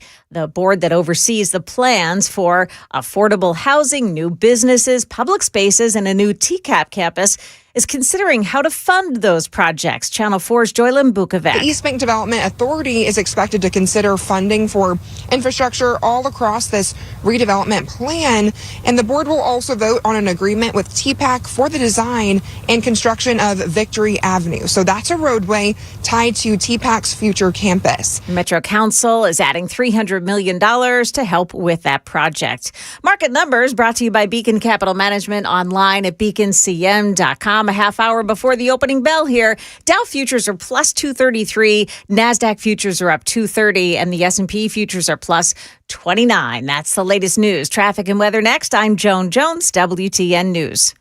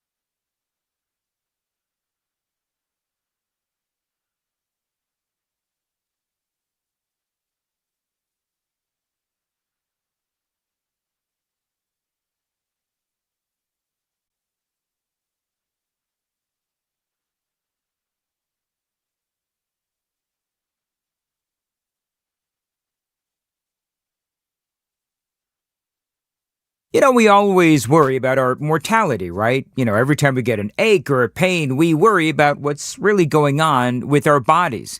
Well, don't wonder and worry. Take charge of your health and find out for sure with Kraft Body Scan. Now, they can tell you what's really going on inside, things like cancer and heart disease. They can really creep up on you, and it's really sinister. So you need to be vigilant about knowing that you're okay and not just hoping you're okay, because you want to be around for your kids and your grandkids. Now, I've been telling you about my dad, who sadly didn't pay close enough attention, and he passed away from a massive heart attack 6 months before his first grandchild was born. That's why I feel so passionate about what they do at Kraft Body Scan. These scans can literally be lifesavers, and right now they're offering our listeners their couples heart and lung scan, valued at over $2,500 for just $99. To take advantage of it, go to togetherwescan.com, togetherwescan.com, promo code Dan50. Call them 615-436-1000, and do not forget that great deal Kraft Body Scan offering our listeners their couples heart and lung scan, valued at $2,500 for just $99. Togetherwescan.com, promo code Dan50.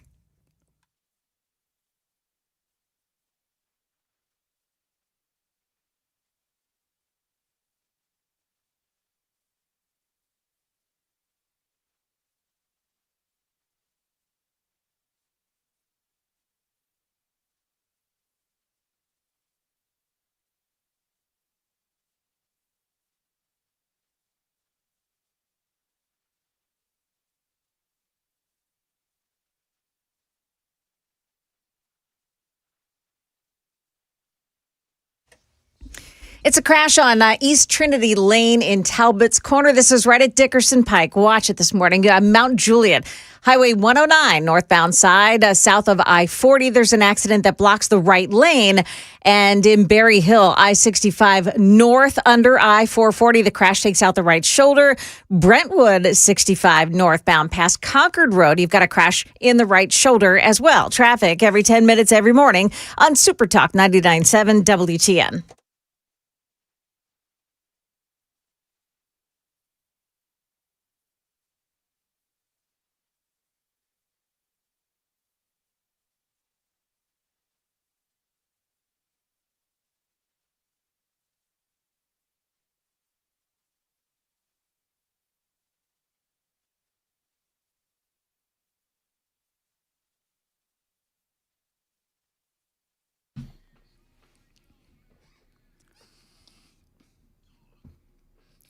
.808, Nashville's Morning News. By the way, very exciting, Joan.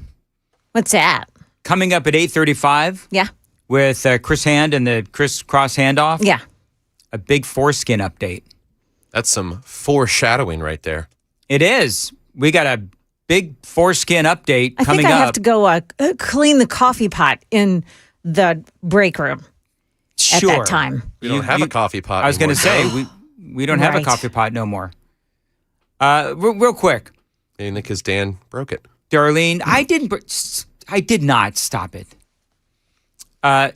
Trump-backed Senator Darlene Graham is running against Ralph Norton out there in South Carolina. Just real quick, 'cause I haven't been following this real close, but Darlene Graham, just again real quick, Darlene Graham, sister of Lindsey Graham, and Trump very much advocating for her. But, during, I don't know if it was a debate or what it was, but she was being questioned about China and Taiwan. Do you remember this, Joan? Oh, yeah. You were gone. Well, China and Taiwan. And she said basically that foreign policy isn't my thing.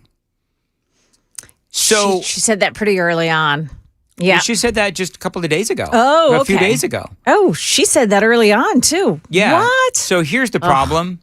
The problem is that what worries me is, number one, that she doesn't know China bad, Taiwan good, right? She doesn't know that. But number two, or she doesn't know to say that. But number two, who is surrounding her that didn't prepare her for that inevitable question?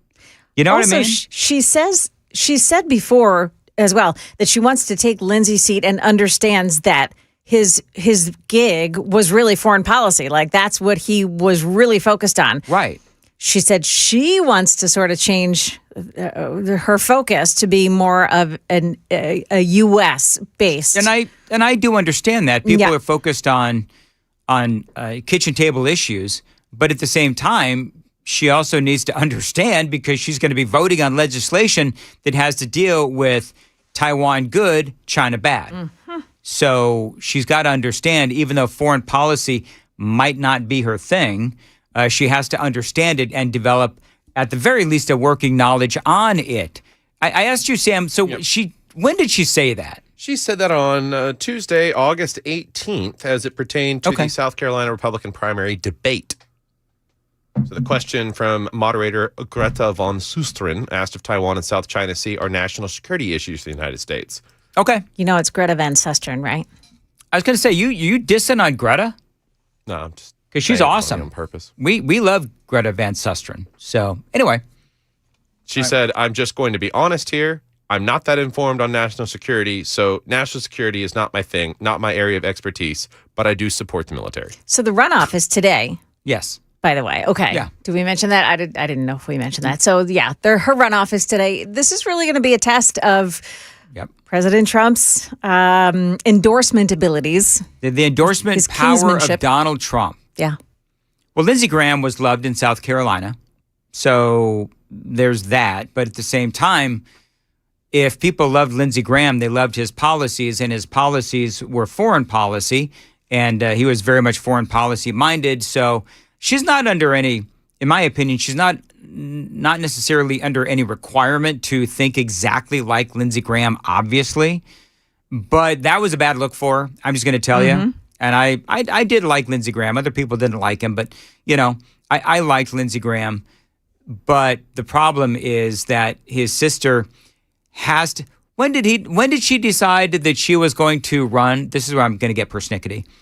So Lindsey Graham died, and then she was appointed to serve out the remainder of his seat of his term, and then she's deciding to run for re-election. How is it a week and a half ago she still didn't know about Taiwan and China? That would be my question. So she needs people around her that can help her as she is, maneuvering through some of these very complicated issues. But she's had enough time to make foreign policy her thing, or again, just to come up with some sort of a working knowledge of what is going on. A week after she was appointed. So July 13th, she was appointed, and then July 2020 is when she said she'd run for re-election. Okay. So she had like a month to figure out Taiwan and China. Yeah. Wanting to be a member of the Senate. And probably the least complicated international tension to figure out. China wants the chips. Taiwan doesn't want to give up the chips. Right. Pretty easy. Yeah, and China has been threatening to go into Taiwan and take over Taiwan forcefully for many, many, many years. And every time there's a Democrat in office, China starts their saber rattling again. And every time at least there's a Republican named Donald Trump in office, they kind of back off on all of that. So anyway, whatever. Big foreskin update coming up at 8:35. That was the whole point of all of that, Joan. Wow, we went a long way around that. Speaking of which, Hakeem Jeffries. So if you are on Super Talk TV and you're actually watching it, Hakeem, I don't know where he got the big hat from. I'm calling him now Big Hat Hakeem. But I played a little bit of this in the 5 o'clock hour. I desperately want to get through this whole thing. So somewhere, somebody told him that it would make a lot of sense for him to wear a hat that is far bigger than his head. And I think it's style. I think it's part of the style, right? Is it? I think it's a big hats are the style now. Is that true? I think it's an urban thing. Yes. Chris is stylish. He doesn't wear hats that stupid looking. But he's not urbanish. I think this is what is referred to as a fitted cap, as in it is sized to the head of the wearer as opposed to a snap back that you adjust the size of. Yeah. And it does not help that Hakeem's got a very wide chrome dome at the top, and then it slims down and gets narrow. All right, so am I obsessing too much over the size of the hat? No, I'm about to make it huge. I'm going to AI it. Are you going to AI it and make it even huger? Anyway, so I'm calling him Big Hat Hakeem, and this is what he said yesterday. What's up, y'all? Just finished up an event here in the community in Brooklyn, I want to give you a little real talk on this Jared Kushner situation. He asked for a meeting, and I took it to discuss the affordability crisis that exists that is not a hoax. So he's in Brooklyn. He's putting on this tough guy persona. Apparently, you have Jared Kushner, who asked to have a meeting with Hakeem Jeffries, and people are giving him a hard time. People are like, dude, how could you meet with Jared Kushner? How can you meet with the enemy? And so he decides to, put on his St. Patrick's Day outfit because it's a green shirt and a green hat and start going all tough guy and saying, okay, so yeah, I met with Jared Kushner, but I'm going after everybody, he says. At the same period of time, I shouldn't have to say it, but I am. No one is going to get a pass. We're going to hold every single member of the Trump cartel accountable, beginning on day one. All right, so beginning on day one, he's not going to handle the affordability crisis. He's not going to handle anything other than going after Donald Trump. I mean, there it is. Day one of what? Like, honestly. Well, because he's predicting that he is going to be the majority leader again. Yeah. Mm-hmm. Beginning on day one, they're going to begin impeachment. They're going to start investigations. They're going to ultimately look for charges to be filed, and they'll go after everyone. Especially, by the way, this is my thought. They're going to go after Marco Rubio and J.D. Vance. You know why? Because they'll be running for president. Yep. Oh, yes. That's why they'll be going after Marco Rubio and J.D. Vance. So beginning day one, they're not going to start working on affordability crisis or anything else. It's going to be investigations and impeachments. Joan, did we do traffic? We did not. All right, can we do traffic real quick? Just no sound or whatever. Just tell me what's going on in traffic. Let's see. Talbot's Corner, East Trinity Lane at Dickerson Pike. That's a crash involving injuries. You've got Berry Hill, 65 North, a crash under I-440. Watch it. That one's in the right lane. So that's it for this morning. All right. Thank you, Joan. More from Big Hat Hakeem Jeffries. Far too many people are stressed the F out when it's time to go to the grocery store, pay the rent, or put gas in the tank. That's crazy. That should not be happening in the United States of America, and we have a responsibility to address it. And that's what we intend to do. So he's all tough guy, right? Tough guy Hakeem Jeffries. Now, before we as conservatives, and this is where people might get mad at me, before we as conservatives get all up on our hind legs with all of this, Hakeem Jeffries, they're going to go after, Donald Trump and blah, blah, blah, blah, blah. Let's not forget what we did when Joe Biden was elected.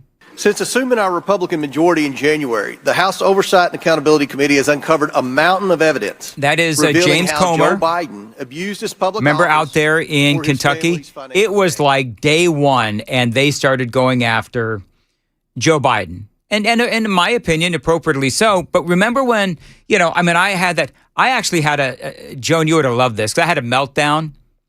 Do you know how when Trump starts talking about they want to make a deal, Iran wants to make a deal so badly, right? All of that stuff that Trump continues to say. Yeah. And I every time I hear that now, I was listening, I don't know who it was, but yesterday I'm driving around and I heard somebody playing audio of Donald Trump saying that.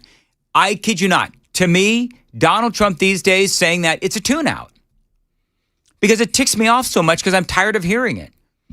So to me, it's a tune. That's why I'm not playing that audio anymore. And so when James Comer, he would always say, we're not going, you folks that have been listening on a long time, you remember this. We're not going after Hunter Biden. We're going after Joe Biden. And he goes through all of this. Nothing happened.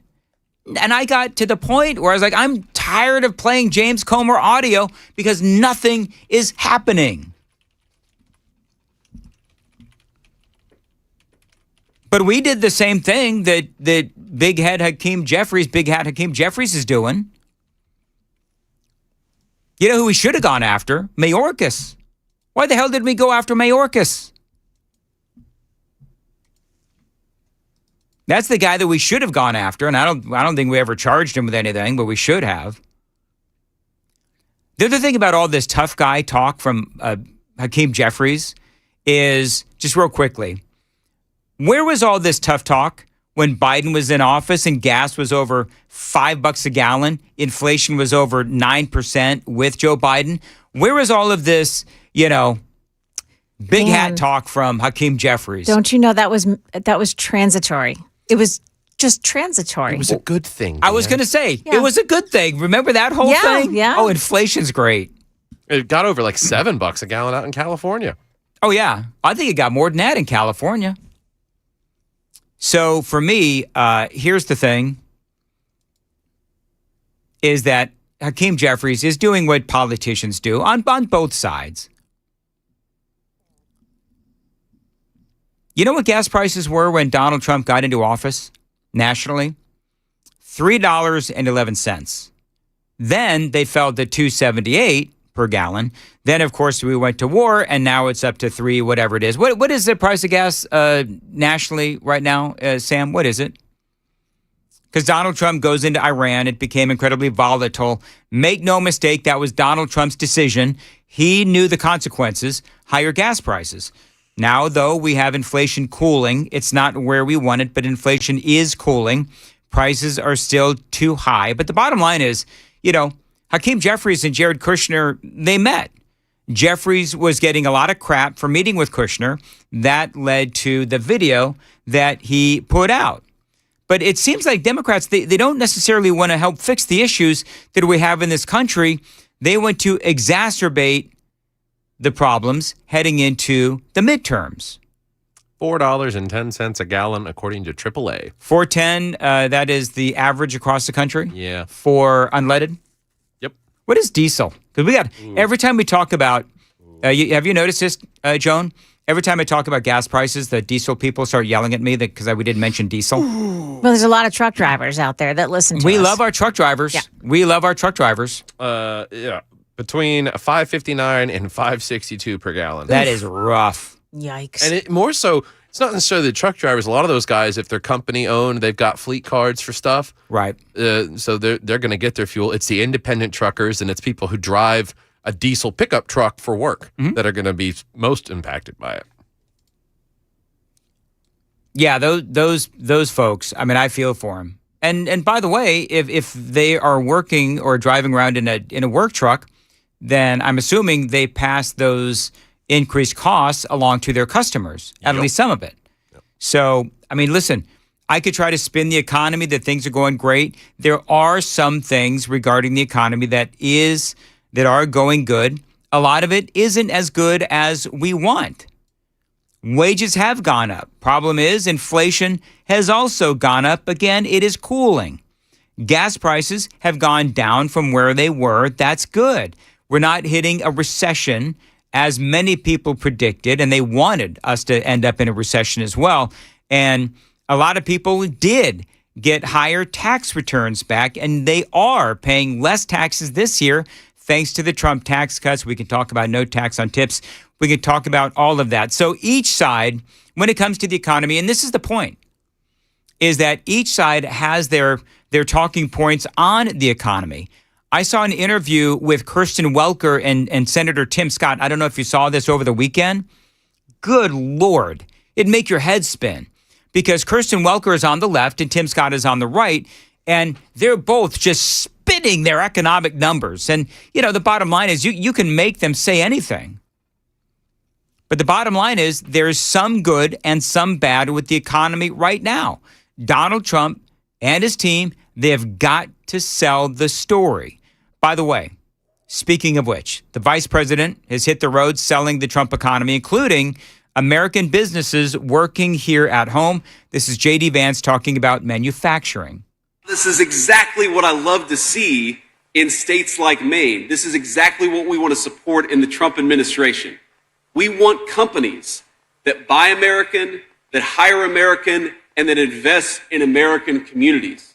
The Democrats have this idea that business is bad and everybody else is good. Our attitude is much more subtle, but it's much more real and true. That if you're a business that's building in your backyard, if you're investing in your workers and trying to make a great American product, then we are on your side because you are on the side of American workers and American patriots. Almost a please clap moment. I don't know if you noticed that, but that was an applause line, and it took a second for people to applaud. But, hopefully people understand how bad it was under Joe Biden and how bad it could be again. And if the Democrats end up getting into the House majority, any and all progress will simply stop. Brad just texted in on the super text line. He filled up his diesel truck. 32.89 gallons cost him $171 this morning. My Lord. Okay, so can I tell you something? I hereby officially apologize to all drivers of diesel vehicles. There's a lot of them in Tennessee. For not. With that, I understand. Why always talking about unleaded? Mention diesel. I feel really bad for those. You know what? 3604 makes a great point. Everything arrives by diesel. That's what, when we talk about how when gas prices are high, especially diesel, then that impacts everything. All right, 826. Brad, I'm sorry that you're paying that much. Trump's trying to get it under control. That's the whole thing. And we've been talking about how we are going after Iran economically. And that's what we're trying to do, is to put an end to this war and get gasoline and diesel prices back down. 827, Joan's got the news at 8:30. Joan. Yeah, coming up, one of the 5 Great Lakes maybe getting a new name. We've got that story coming up at 8:30 on Super Talk 99.7 WTN.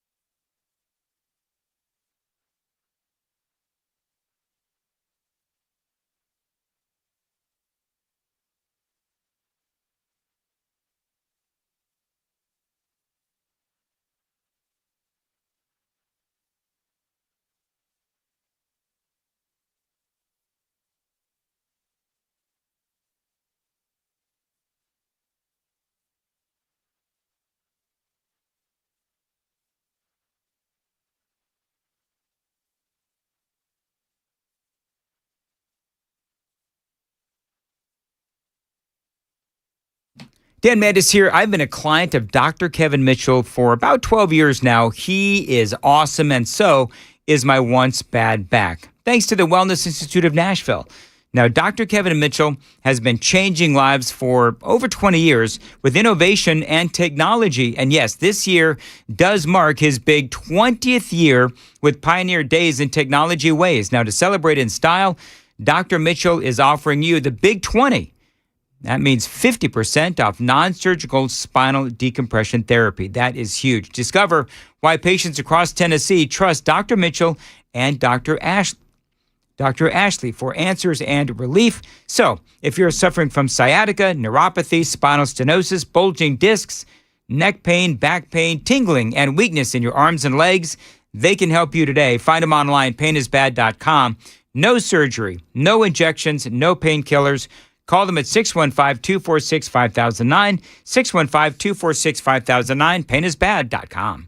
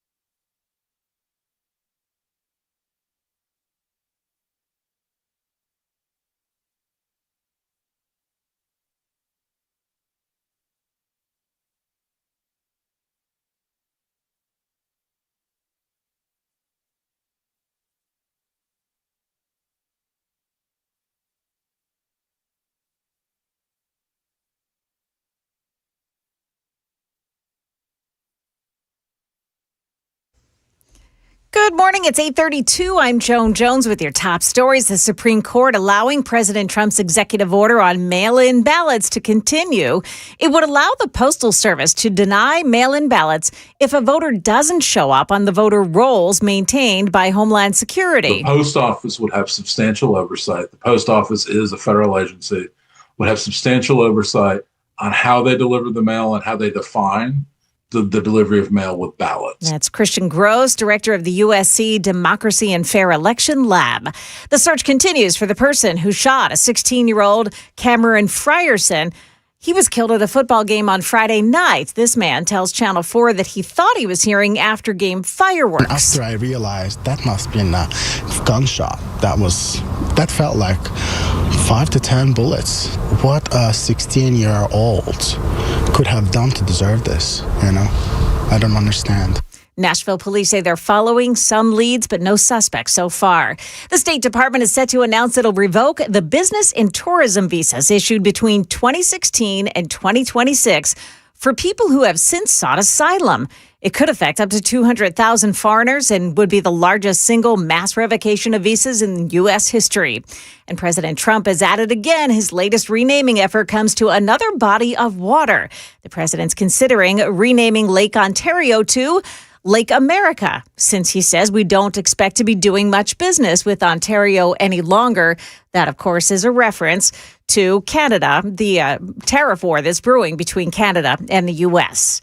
Market numbers brought to you by Beacon Capital Management, online at beaconcm.com. Stocks trading now on the Dow Jones Industrial starting 104 points higher. The Nasdaq up 191. S&P begins 32 points higher. That's the latest news. Traffic and weather next. I'm Joan Jones, WTN News.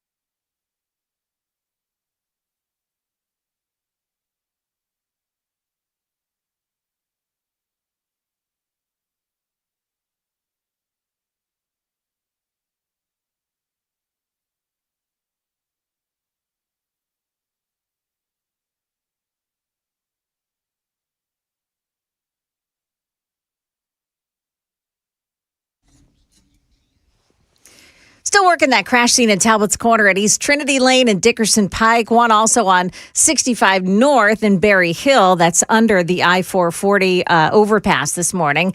And South Nashville, this just in, an accident at Spence Lane north of Murfreesboro Pike. It involves some injuries.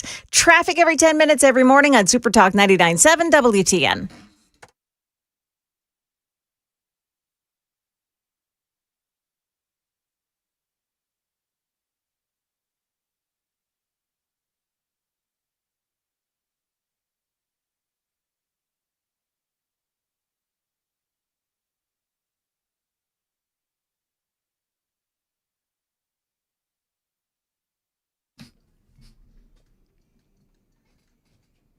You know, I actually like this, Sam. Well done. Well, it's Tim McGraw and Nelly. Okay. That's an odd mix, yes?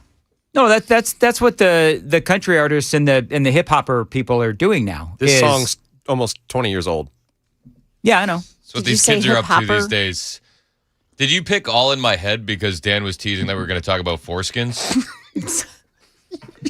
Yeah, you nailed it. I just think you're bizarrely and strangely excited about talking about big foreskin. I knew we were going to do this before I even Did heard you? tease. Even before I said it? Well, so I said to Sam, Sam, I've been because I've had a busy show. We haven't left time to talk about big foreskin. People don't talk about it enough. Is that right? It's true. Now, before we get to why we're talking about big foreskin. No, big foreskin is real. Did you say it's not real? Discarded neonatal foreskins from circumcisions are used as a convenient source of young, highly proliferative fibroblast cells, and those cells are then used to make anti-aging skincare products. Does it work? I don't know, but they're doing it. Joe's like, which one? I need the anti-age. Everybody's rubbing foreskins on their face. I don't think that's how it goes, Chris. That's how it works. I think there's probably a process. Oh, so that makes it better? But no, is Joan defending big foreskin? The foreskin I'm rubbing on my face went through a process. Is yours equitably and responsibly sourced? I think it's genital mutilation. Anyway. And I don't think it's biblical. Are you calling Joan less biblical because she believes in big foreskin? I'm anti-big foreskin. Okay. I'm sort of ambivalent towards big foreskin, like myself. Whatever. I'm just... That's a promo. Did you pull that clip, Sam? Did you pull that? Yeah. Got it isolated. So do you have an apology for me or not? I said nearly. So Sam says to me, Joan, you'll love this. Now, there is not a host on this station. Let me find it. Oh, I don't. Sans Chris Hand. Okay. This is my official Wellness Institute of Nashville copy, okay? There is, and everybody knows what I'm talking about. We'll get back to foreskins in a minute, don't worry. Speaking of big foreskin. So, there, I got to find it. There is a line. Okay. Suffering from sciatica, neuropathy, spinal stenosis, bulging discs, neck pain, back pain, or tingling and weak, blah, blah, blah.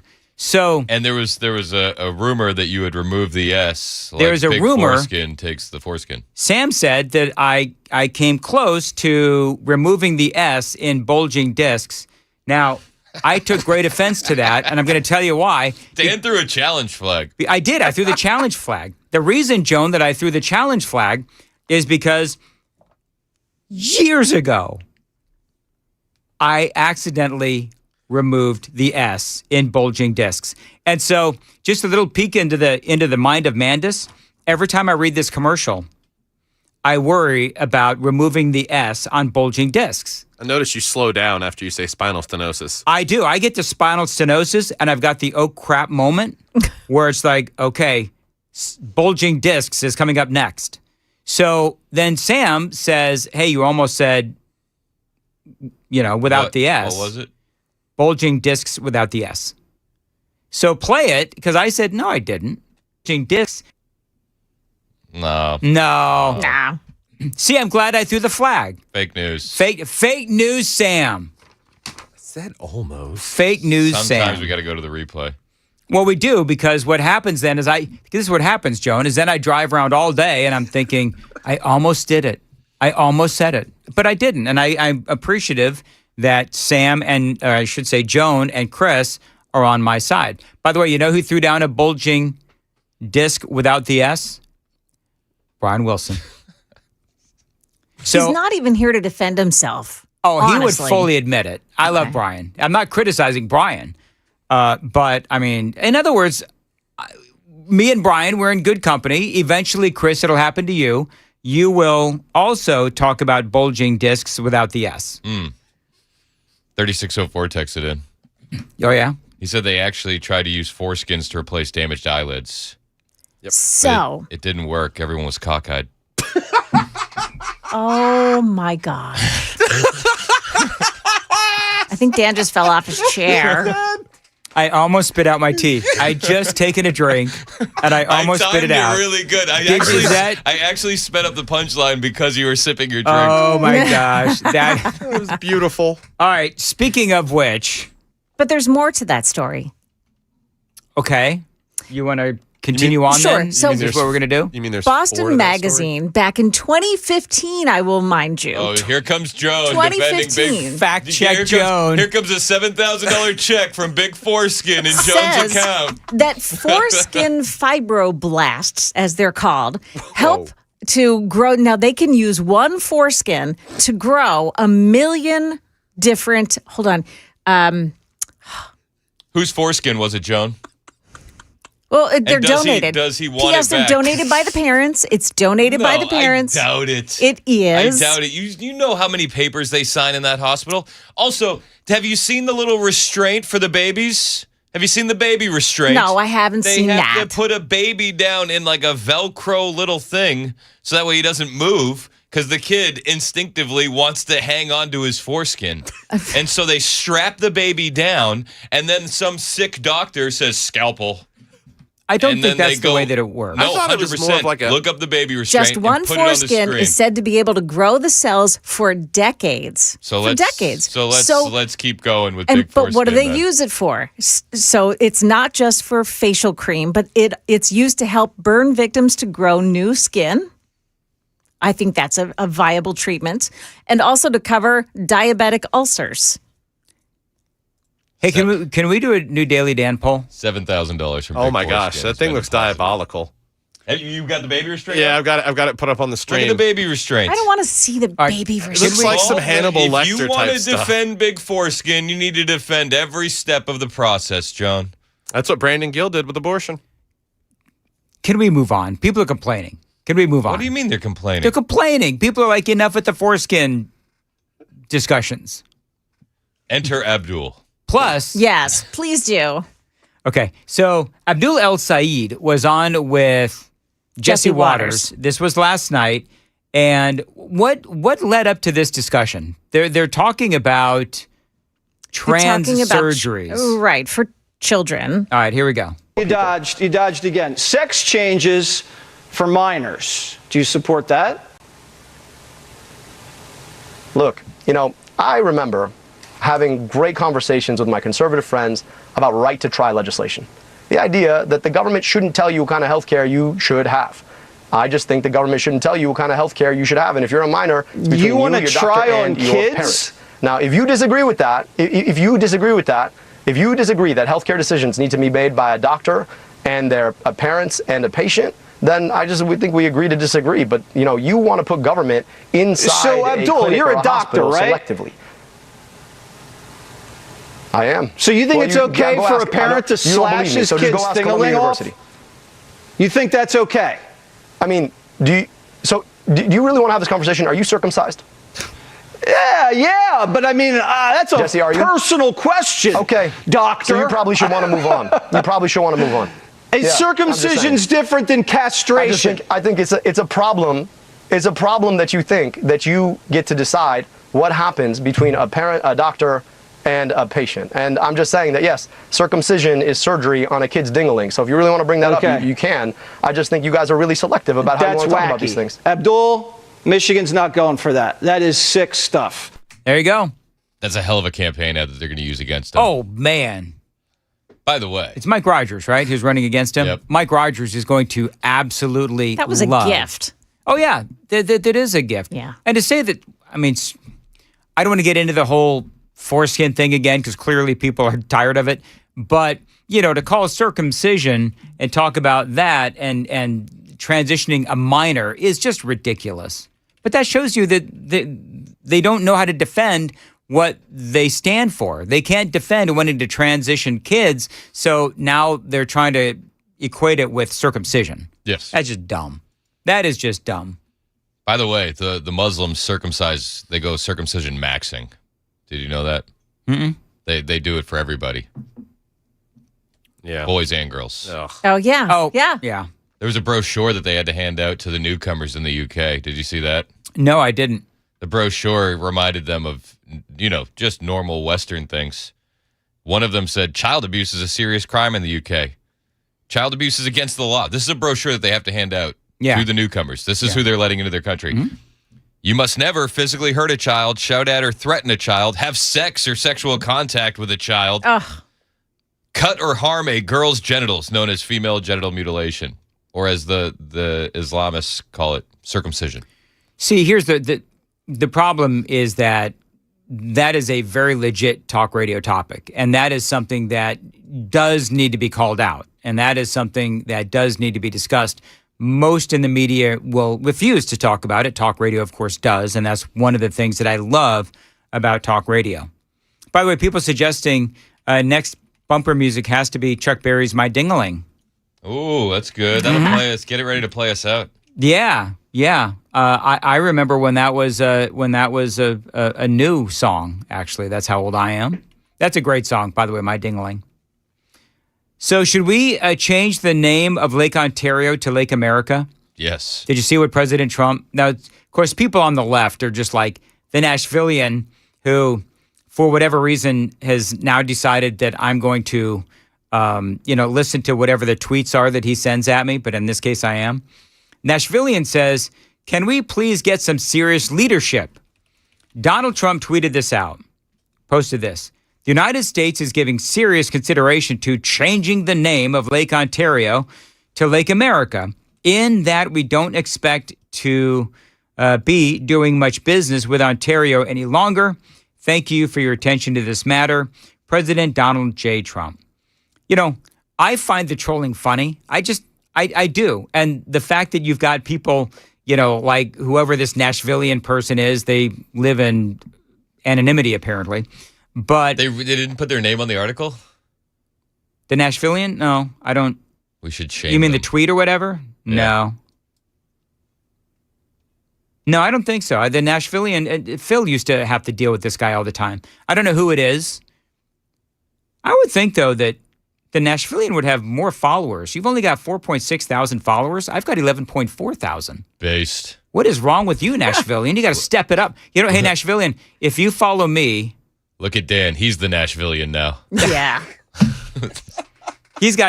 Not surprisingly, he's got a pot leaf for his little whatever that is. Of course he does. Yeah. So by the way, Chris's little social media thing is actually foreskin. It is. It's just the tip. Oh my gosh. 8:51, Nashville's Morning News, Super Talk 99's Lake America. I got a better one. Yes. Name it after the youngest Trump child, Lake Barron. By the way, so you saw we talked about this yesterday. Just real quick, Iran is put a $10 million bounty. Yes. On the head of Barron Trump. Benjamin Netanyahu also says that Iran tried to kill one of his sons. So one of the things that apparently Iran is supposedly doing, I don't know if this is actually real or just in state propaganda, but supposedly they put out a video tracking Barron's location and offering $10 million for his assassination. Do they have $10 million? Not for long. Benjamin Netanyahu says, Israeli Prime Minister, he says that Iran had attempted to assassinate one of his two sons without any further details. He said during a phone interview with Israel's Channel 14, something incredible happened. Iran targeted one of my sons. Iran tried to kill one of my sons, he said. The claim came during a discussion about reports that the Shin Bet Domestic Security Agency had declined to provide a security detail for his son. Go on and so forth. So anyway, whatever. So that is what Benjamin Netanyahu is saying.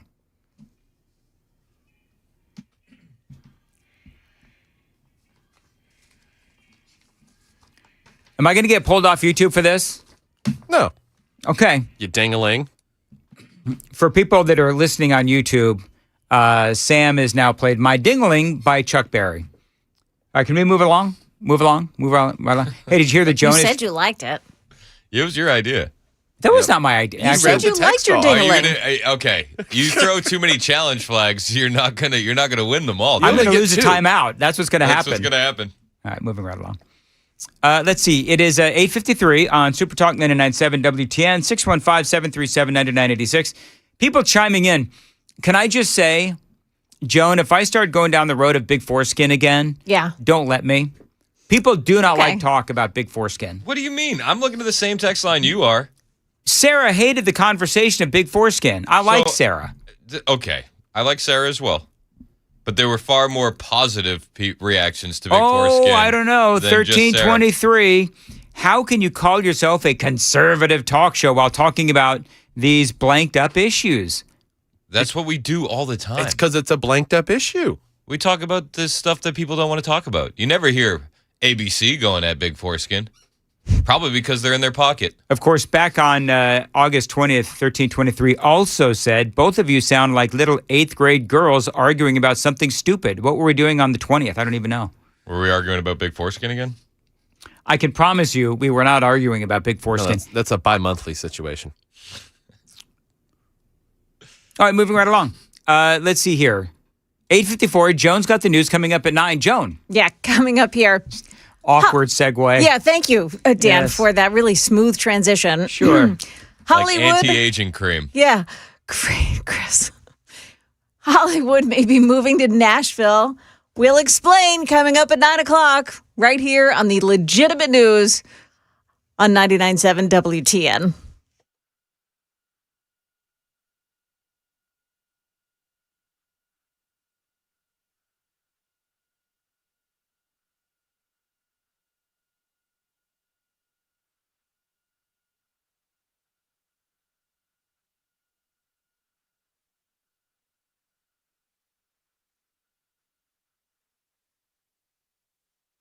Never again. 8:55, Nashville's Morning News, Super Talk 99.7. Dan Mandis here for my friends at the Covered Patio. Warmer weather outside means you want to spend more time outside. Fall is coming as well, cooler weather, and it is my contention that cooler weather really does make you want to sit out on your covered patio. Now, if you don't have a patio, they can build you one at the Covered Patio, and if you have one but you want to upgrade, they can help you as well. Now, at the Covered Patio, they've got motorized screens so that, you can easily keep the patio open when you want some sun and closed when you want some shade. So your back screened-in porch becomes a lot more enjoyable. You are increasing your living space when you have a patio built by my friends at the Covered Patio. They've got a ton of outdoor living options with motorized screens, patio covers, custom wooden decks, and outdoor structures, and a whole lot more. A ton of options with styles for every budget. Reach out to the Covered Patio, 615-695-2407, 615-695-2407. Tell them Dan Mandis told you to reach out online, thecoveredpatio.com.